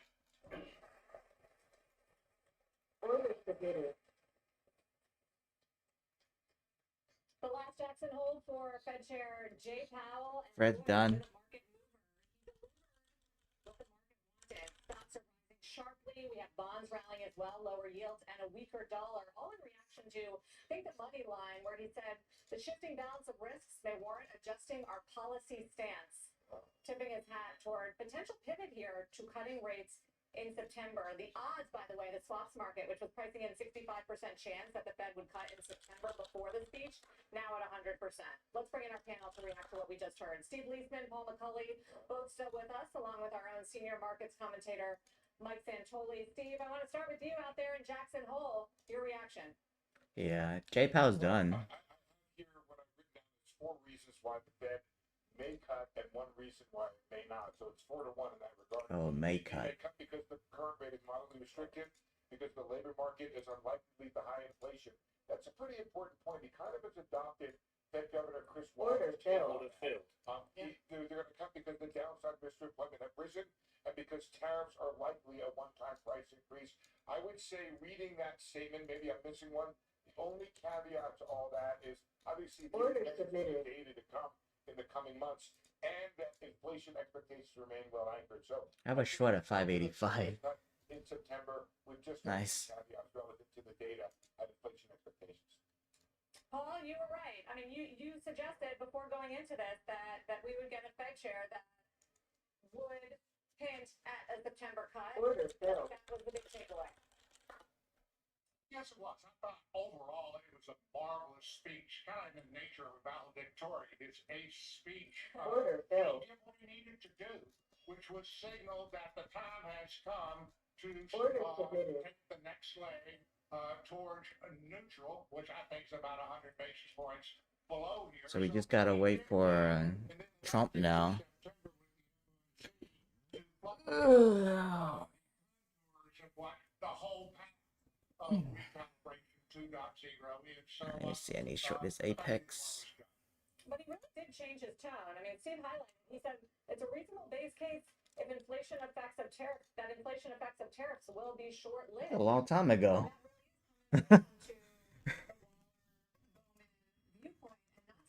That's good. A lot of people use the freebies and I guess YOLO, and I hate that. Allowing himself more Yeah. fulsomely than he has with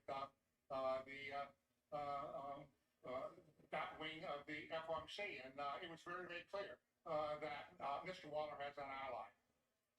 Well, Mike, the market reaction was swift and sort of exactly what you would predict with the Fed hinting at the cut. Yes, so banished the bit of doubt that had creeped into the market over the last several days that we would likely get this cut in September. And it also is manifesting in also the ways that we would have handicapped, right? I mentioned earlier, small caps, if you get reassurance, they're going to run. They're up almost 3%. Banks are running. I got out my short too. Let's go. Speculative tech is running. So that's right. That's the initial reflex. Yeah. And it's Yeah. understandable. Yeah. And so I'm gonna reshort again. that reset, I think it does come back to, look, we are going to get a jobs report in September. Order We're going to have to calibrate exactly how this is going to fit into the outlook. He did, Sarah, say it is a reasonable base case that tariff effects are short-lived.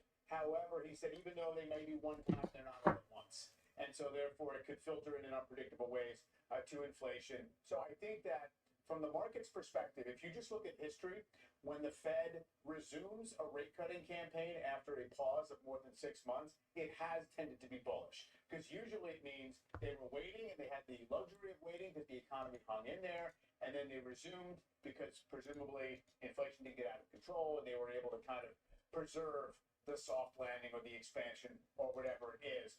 That being said, it's somewhat unusual to be getting cuts in the abstract based on where financial conditions are, considering crypto and IPOs and credit spreads and equity valuations, but that's not what their mandate is.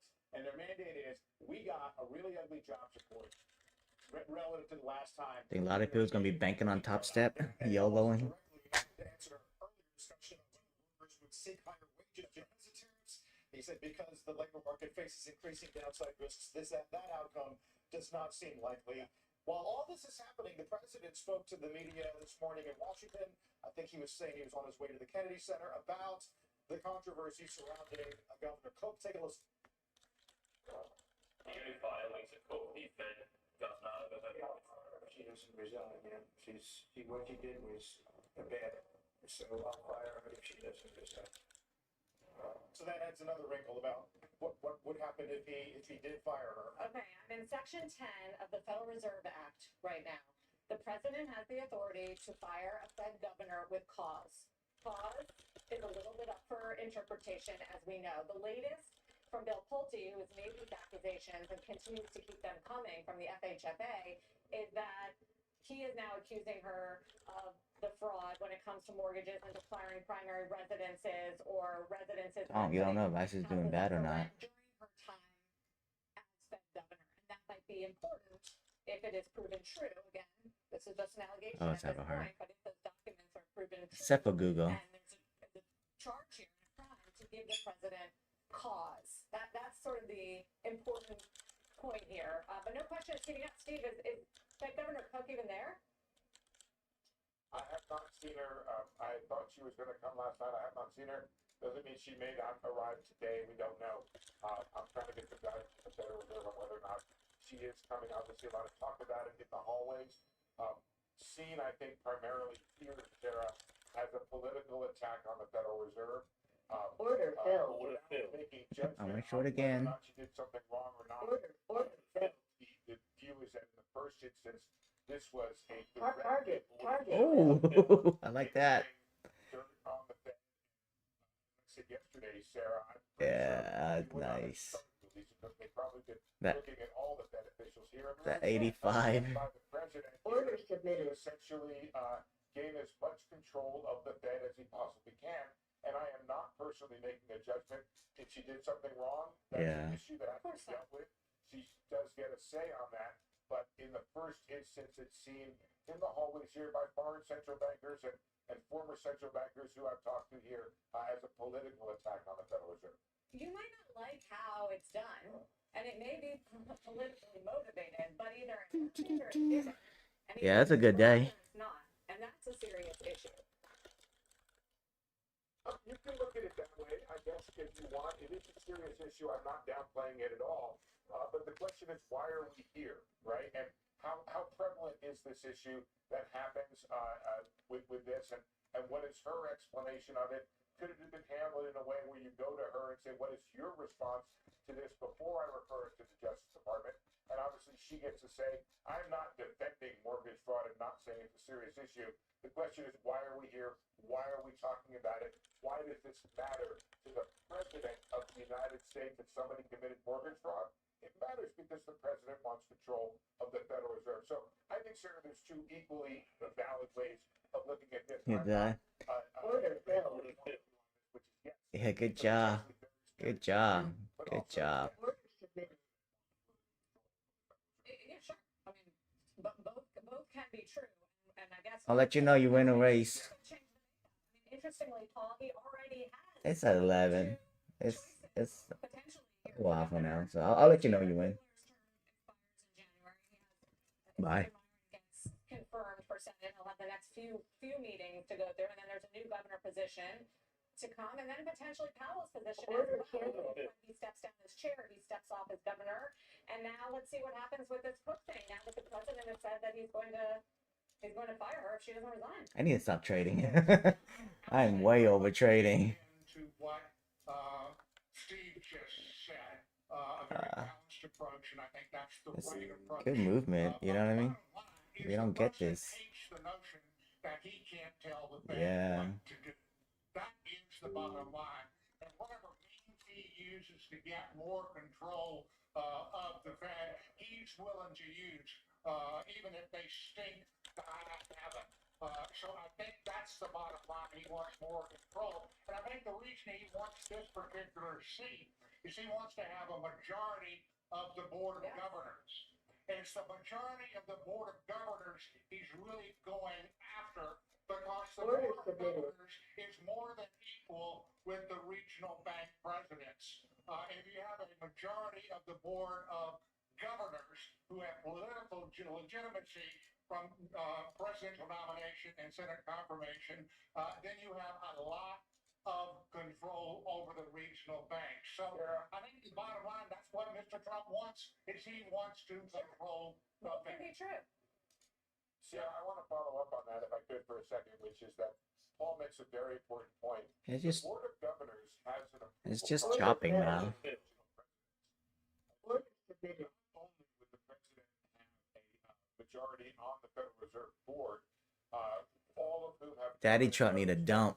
I believe it's never happened that the Federal Reserve, that the Board of Governors has rejected the local district board of directors for the president, but they do have that ability. Oh no, Gambit got out. Fuck. So that could create even a greater majority on the Federal Reserve of the Trump appointees and Trump supporters in the sense of whether or not, with the question being, what happens to the local boards who pick these people? Would they support those kind of changes? But it's an important thing, and I'm not saying it's a bad thing. 15 minutes still got room for a little bit more upside, so it's not done.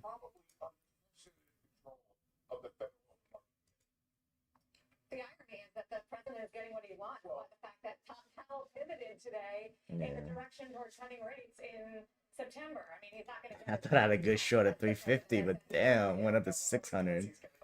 The president wants a 6,000 buffer didn't do shit. That's a big shift from Powell, so maybe a little less pressure. The way you would know that the market is trying to game this out to the logical conclusion is look at what the long end does. And the 30s bounced hard in the last 15 minutes, yield-wise, off the lows after the pivot from Powell. So it's not really. No, I don't think so. Let me check.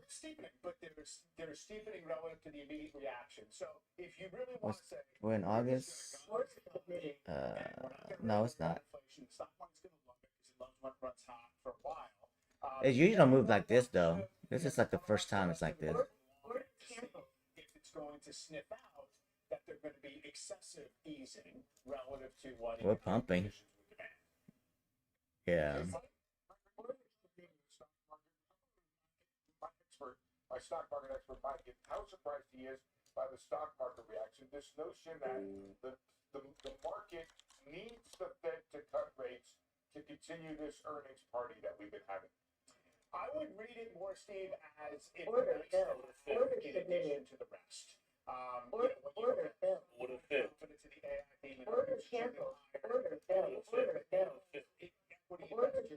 Damn, how this short is hitting.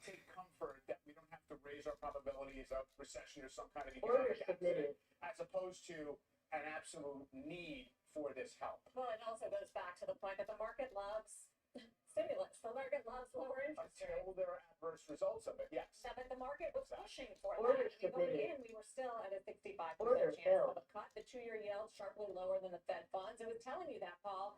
I wonder if the next debate is what happens after September. Yeah. Is it 25?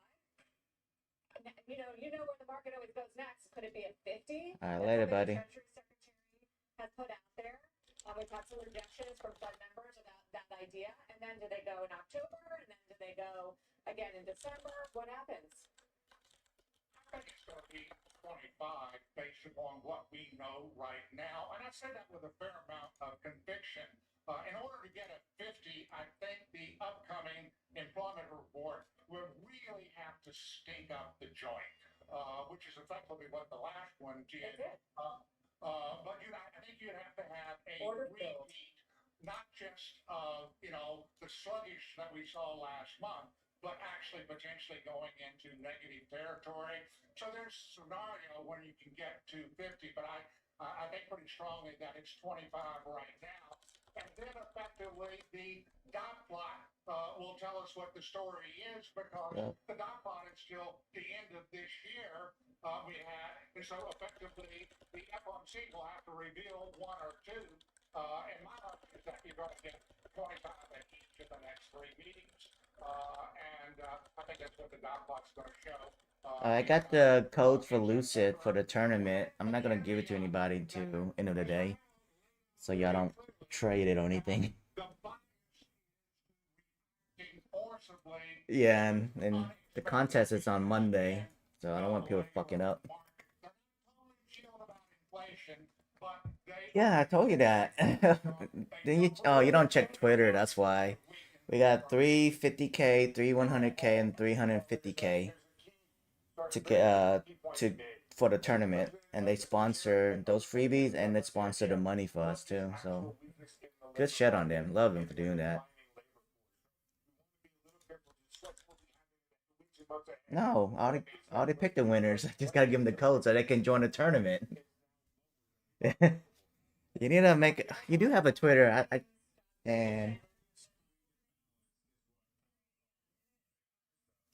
are you in it though? Are you joining? Okay. Should just get it when I text everybody. It's 50% off. It's much cheaper. There's no rebuild. You just let it sit. You know what I mean?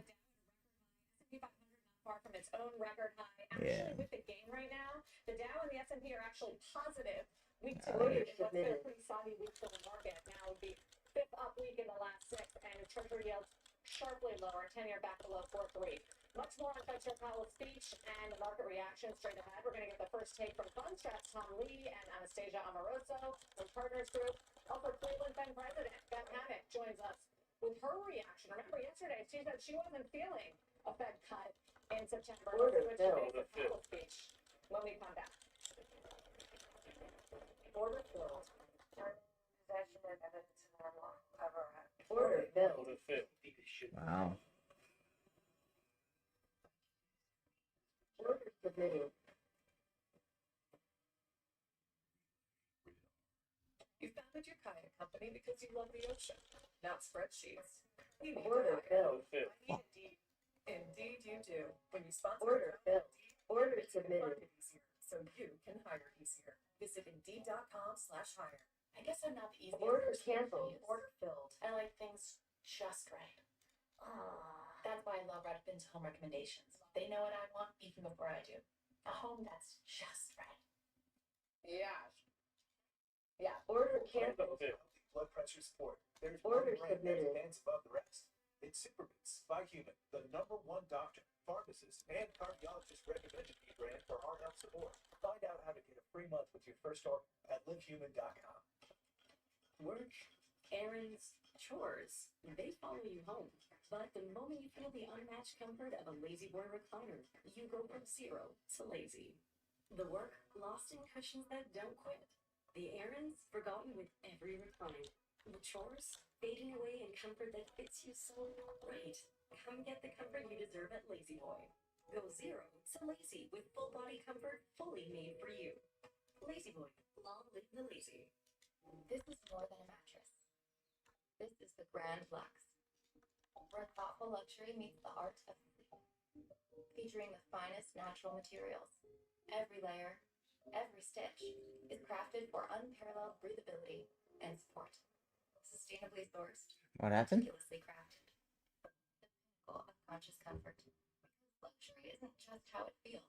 It's how He said maybe. Yeah, he always does that. He doesn't give you a definite answer. dream of better. Market just want to pump because it wants to pump. You can't. Nothing you can do.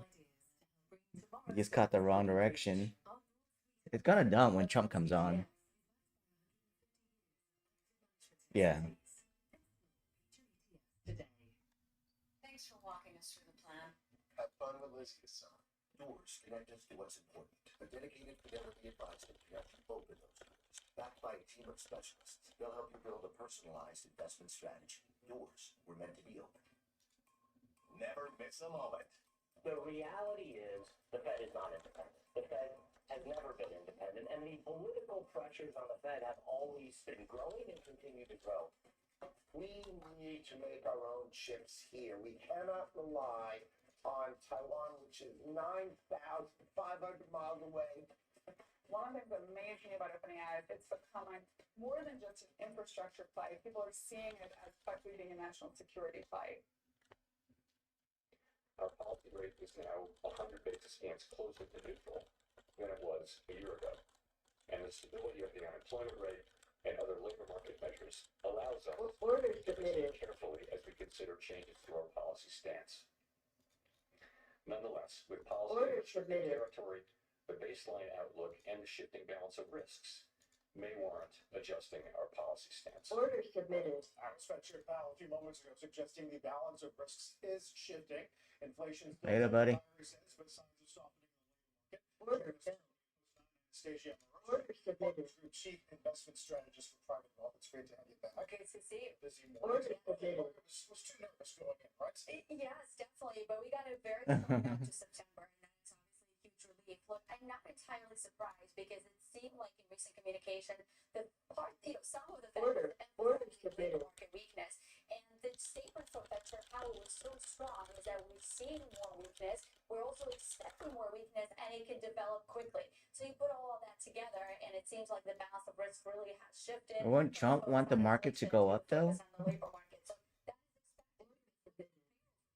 Oh yeah, that's true. Look at who's creating jobs. Is not a whole lot of industries at all. That's it. Order submitted. Report, and if it doesn't suggest continued Order filled. the inflation data before the next meeting. Order submitted. Could that then go when it's back on the delay stance? Well, that is a possibility, but I would say a couple of things. First of all, even if we get the consensus 83,000 jobs that is expected for the Order month of August, it Order still gets the submitted. 3-month average run rate somewhere Order around 56,000.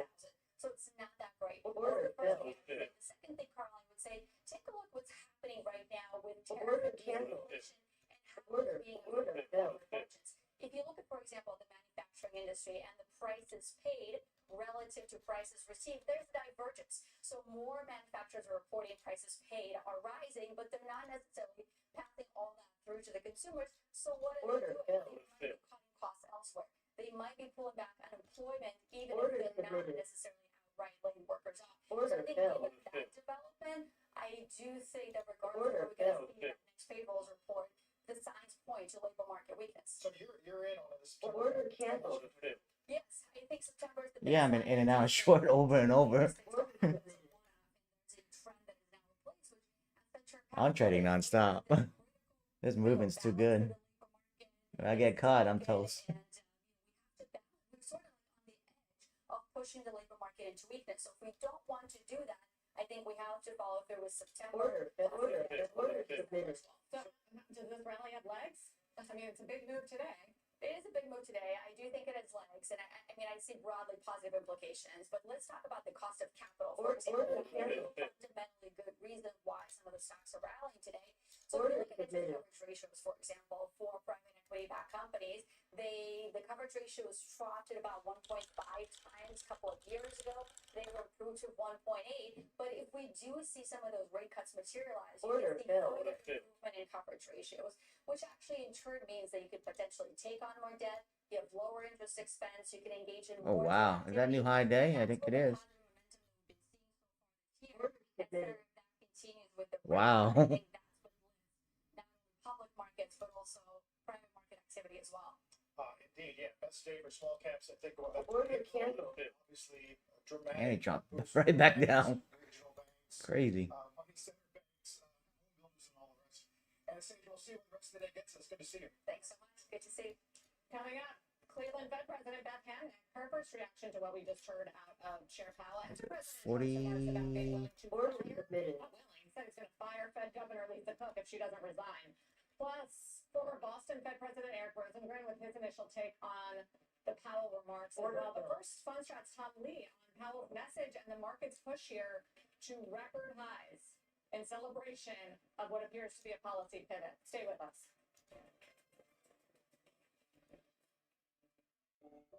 You did. You took an idea on a napkin, built a successful business, and made it look easy. But at US Bank, we remember what went into getting here. The hard work, self-doubt, tough decisions, from all those extra hours to finally enjoy the rewards. Our wealth management team is always here to work with you and every generation to come, because there's nothing as powerful as the power of us. Stock investors, learning to use options could improve your returns when stocks rise and turn losing stocks into winning trades. Options are now used up to 68 million times a day, proving that for many of today's savviest investors, trading stocks alone, it's not an option. Our new book can show you how to become a successful options trader. And today, we're giving away copies for free. I got the book and I read it in a week. I'll be back. Gotta go pee.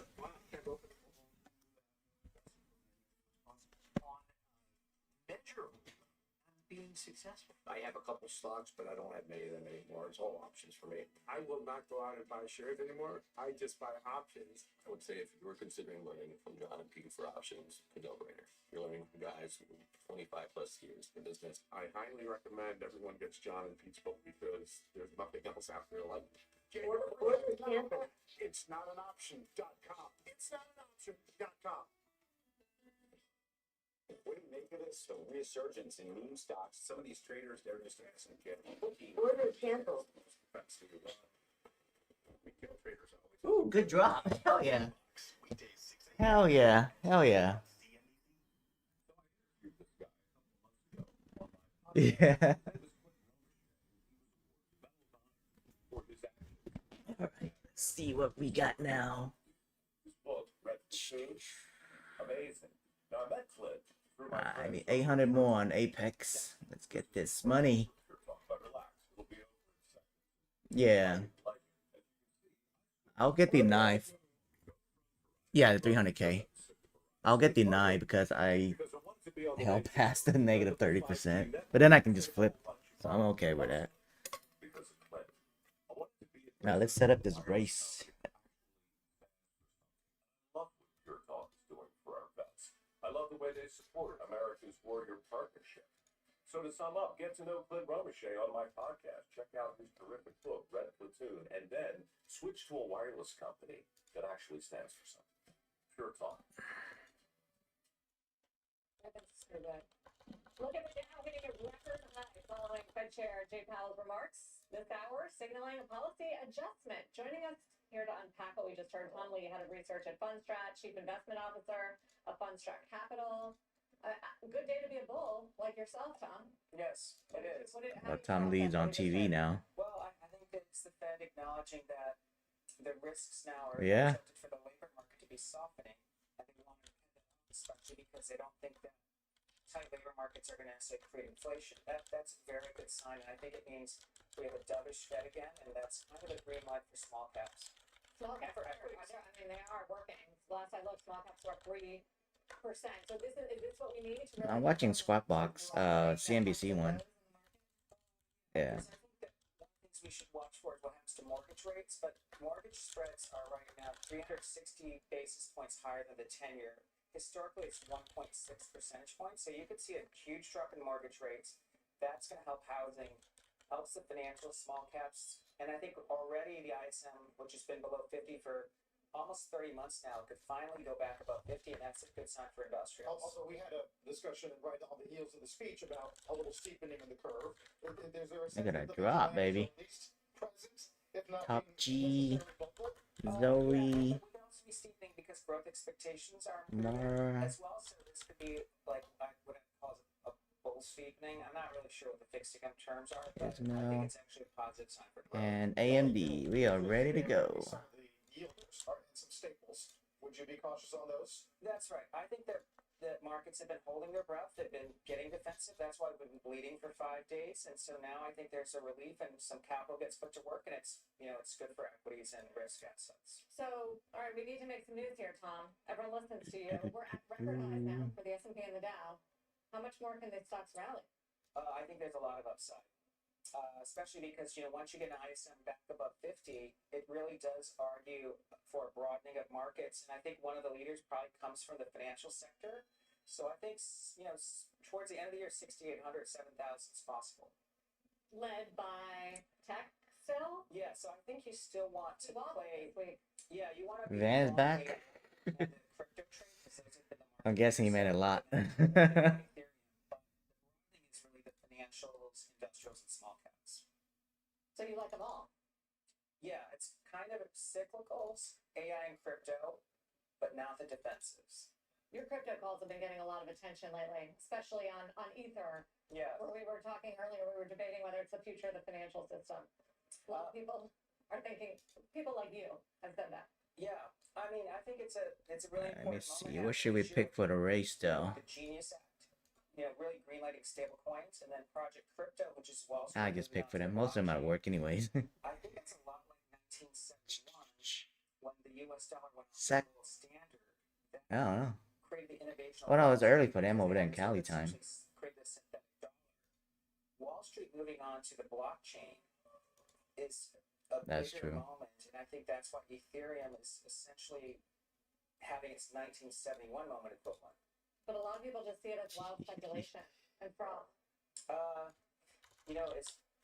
I'd say anytime something goes up, people tend to call it froth. I think they called AI a frothy trade now, but it has a lot of legs and it's been taking place for a couple of years. 4 minute race. Keep in mind, Ethereum is Not also 44 minutes. agentic AI comes together. When you have robots and you want proof of human, you want to make sure those commands come from a verified source. That's all taking place on a smart contract. A lot of it will be Ethereum. Tom, thank you. We just scratched the surface on that one, but we'll have you back very soon, no doubt. Tom Lee, a fun strat. Still to come this morning, we'll talk to Hammett. Oh, I think we're actually getting some breaking news out of Jackson Hole. Steve Leisman has something for us. Steve. Hey, Sarah. Good shit. Confirm that Good shit. is here in Jackson Hole. He's actually in the Oh, room. you miss everything. And, we had said earlier, you asked me if she was there. I said I didn't see her last night. But Oh, yeah. Oh, yeah. Obviously, FA Director Bill Pulte upping the ante this morning. Doing something that you had pointed out yesterday, Sarah, which was that the Jacqueline made money too. talked about were not committed. Alright, I better start the race. She was at the Fed, but now Yeah, it's so cute. creates the possibility that maybe there was some of that. Yeah, just in time. That does actually relate directly to that work. Yeah. The president this I'm morning, about to start it now. he would fire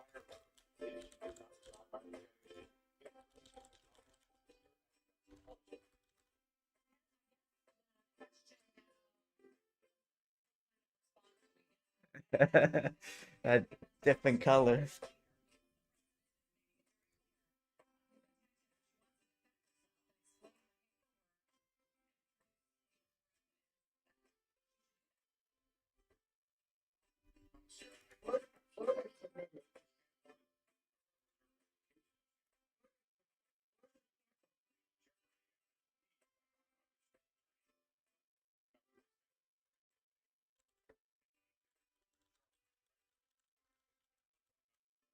Yeah, I love Vegas Airport. It's nice.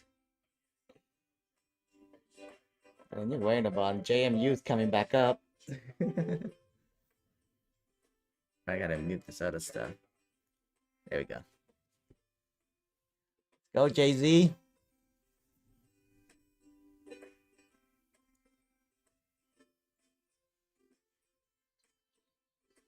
Yeah.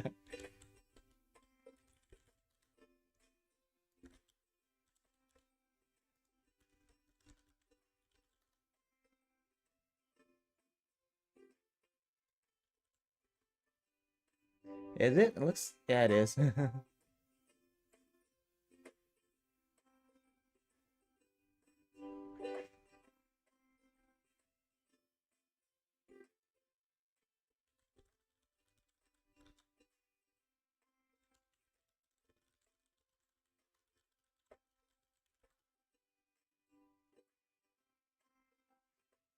Yeah, it says subscribers only, Cherry.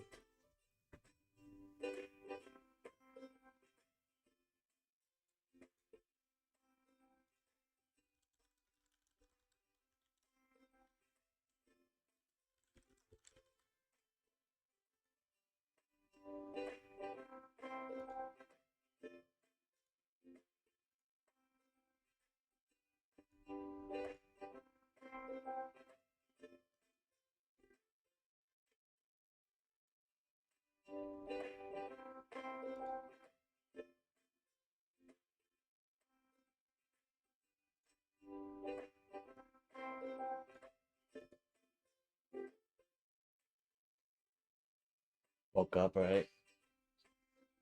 Are you working today or no? That's good. What's up? You ain't gonna win. Top G's gonna win.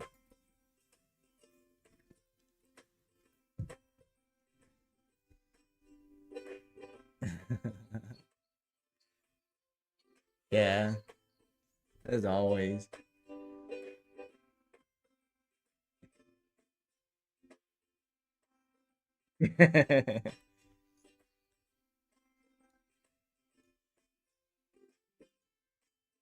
Yeah. 2 seconds and then you end up losing.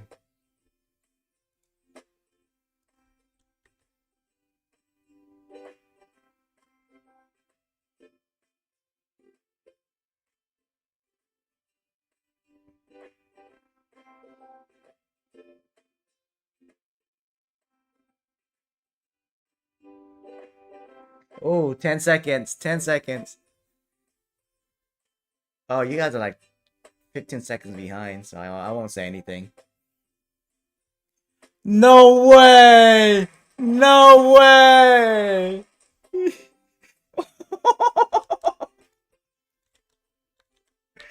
Wow.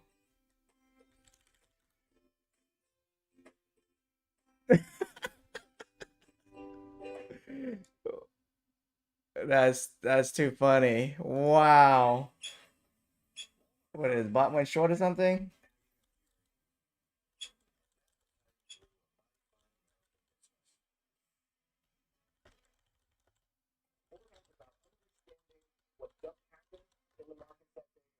That motherfucker's lucky.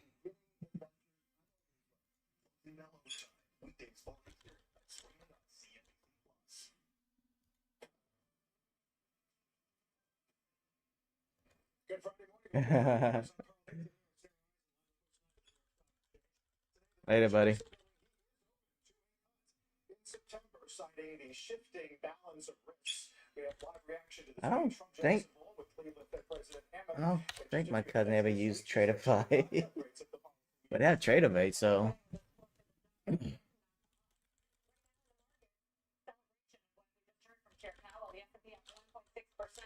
A record high. The Nasdaq up almost 2%. Remember, the Nasdaq was the loser so far this week as we had seen the deterioration in the AI trade. Well, it's coming back today. All those big cap names like Palantir, Alphabet, Meta, Microsoft, Amazon, Nvidia. they're gonna charge back on me, Jay-Z.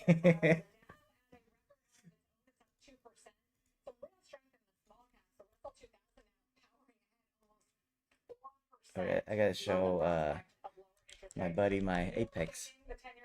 Look, man.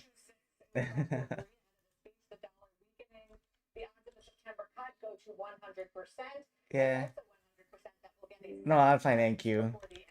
Yeah. I was 700 from passing to 150 to end up blowing it. The eval though, but the fund is good. So I think I got like a 400 payout coming up. Yeah.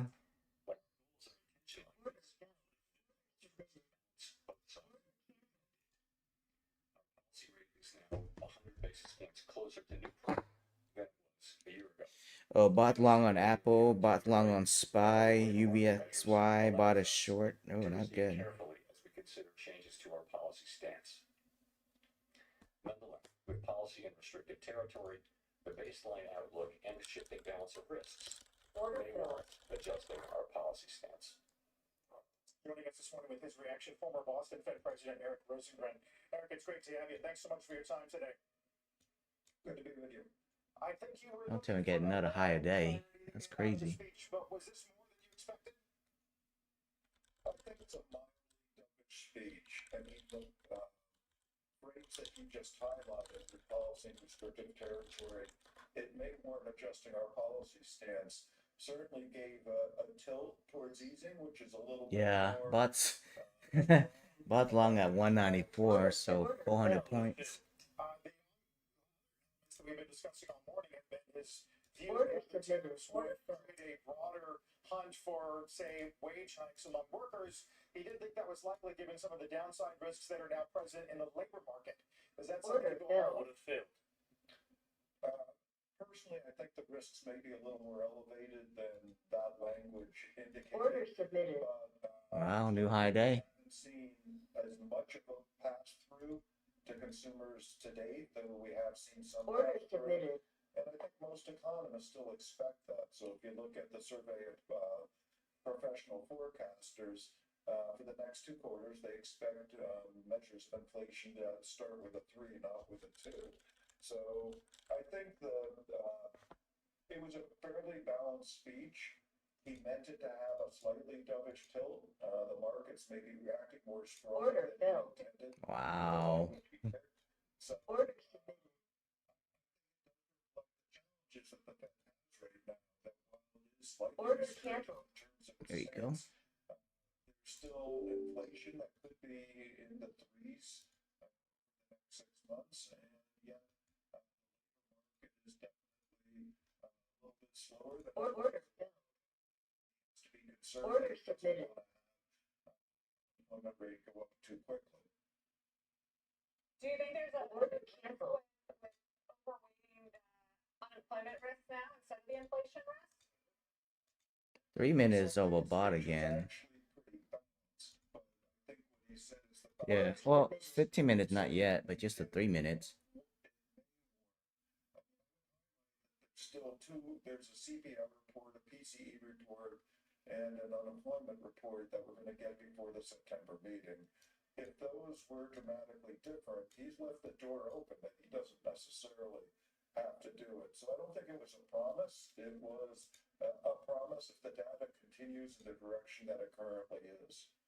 He had a line in there about the Fed mission remaining intact. Order canceled. It would rely on the Trump's coming on later, right? Yeah, he's coming on in an hour, I think. Order filled. Oh yeah, there we go, baby. Jack to the president. How do you think he handled that sensitivity? Well, we basically didn't discuss it. I would have been hopeful that he would have spoken a little bit about some Order submitted. evidence of the role it has in keeping inflation expectations under Order control. filled. Order submitted. The political environment not to use any Order language that submitted. might be viewed antagonistically. Well, speaking of, as Chair Powell was speaking, Order filled. Trump was taking questions from reporters, and he was asked about Fed Governor Lisa Cook. Listen to what he said. Order filled. Order filled. She doesn't resign. What she did was a bad. So Order submitted. I'll fire her if she doesn't resign. For Van, I mean, yeah. kind of a sensitive question. He never short. Dude's always long. From the Federal Reserve, before your term was over, I know you had some health issues, but it was all around that sort of like trading scandal. I just wonder what you think is going to happen here and what your advice to her would be. I don't know what Lisa Cook is going to choose to do. It is a difficult situation for her, but to date, we have allegations but no facts. So until there's some facts out, I don't think people should draw any conclusion. No, but I mean, Bill Pulte has put out a number of publicly available records when it comes to houses and mortgage applications that she put out. I mean, you're right, there have been no charges. Good day. They're just allegations at this point, but there are some documents. Do you expect the Fed makeup to look very different this time next year? And they hit DLL on one of my Lucid eval. Everything else is good. It's clear that the administration's likely pick someone who strongly endorses lowering interest rates. And while that might be an appropriate policy, it remains to be Order seen what the submitted. is going to be next year. So Order canceled.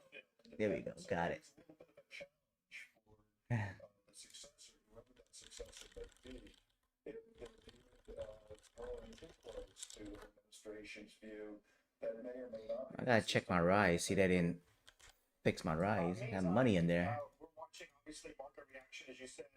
I have a question on housing and whether or not it is so notably weak that the Dove case really gets bolstered right now by just how much damage some argue is being done to the sector, which we always say sort of punches above its weight on the economy.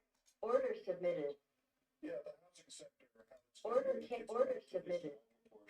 Order submitted. Order submitted. You look at it, Order the filled. GDP, it's roughly 4%. That's not a huge weighting, but it obviously affects many individuals, particularly those individuals looking to purchase a home now. Damn, Van is good with us 150. I can't pass that for crap. It will do the opposite. So if the Fed eases too much, Order canceled. exacerbating the situation. So it's a little unclear, even though you may. What's the max you can make on Apex on the 300K per day? I think. Nationally, very quickly. So Lynn, help. Order submitted. Potential home buyers.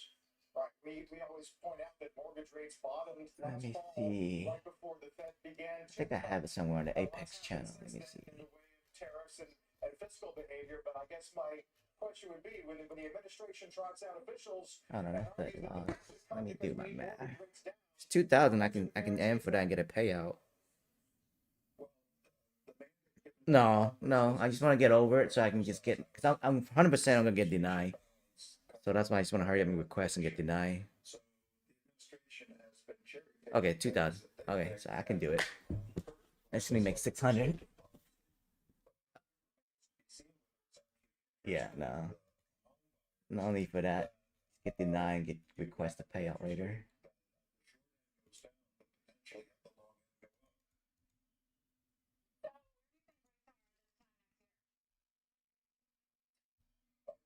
The short-term rates will be lower. I think it's a little less clear on the long rates.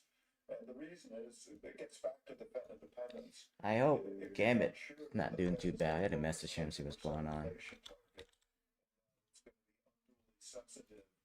Yeah. Yeah, you missed it. It pumped 600 points. Like 600 points after J Powell got on. Yeah. I had a 6,000 buffer on my TPT and it blew.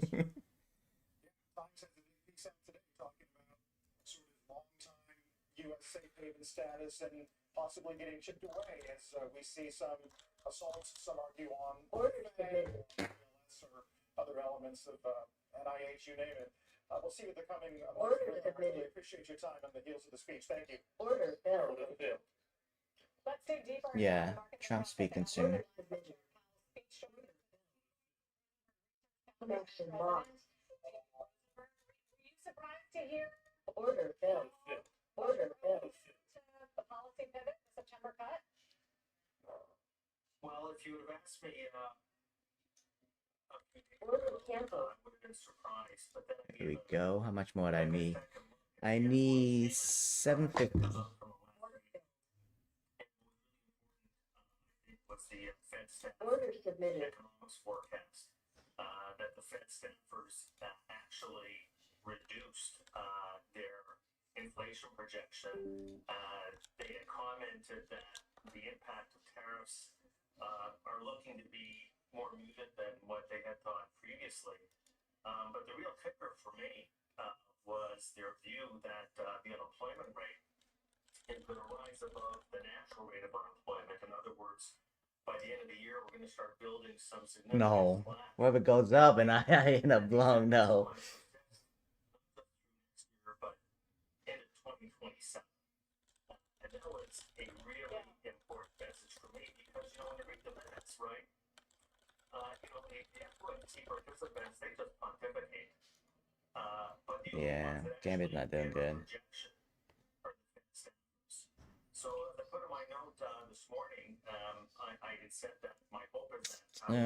You know.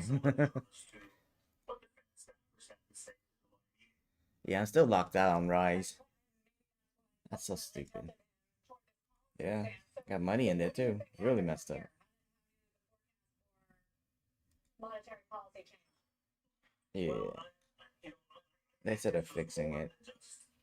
Mildly dovish. I wouldn't say it was super dovish. There were enough Yeah, he didn't get his code to the email, and it took him a long time to get it. This was not just tipping his hand for September 17th Yeah. rate cut. I think this was actually Come on, give me another pump so I can short. suggesting that we're going to sequence of rate cuts. I think that's what I came out of it. That this is not just going to be September and then we're going to pause. I think there's going to be a sequence of cuts coming after that. And do you think he did a good job in relaying that message without making it seem like he gave in to political influence? Absolutely. Look, I think that, I mean, he might be a lawyer.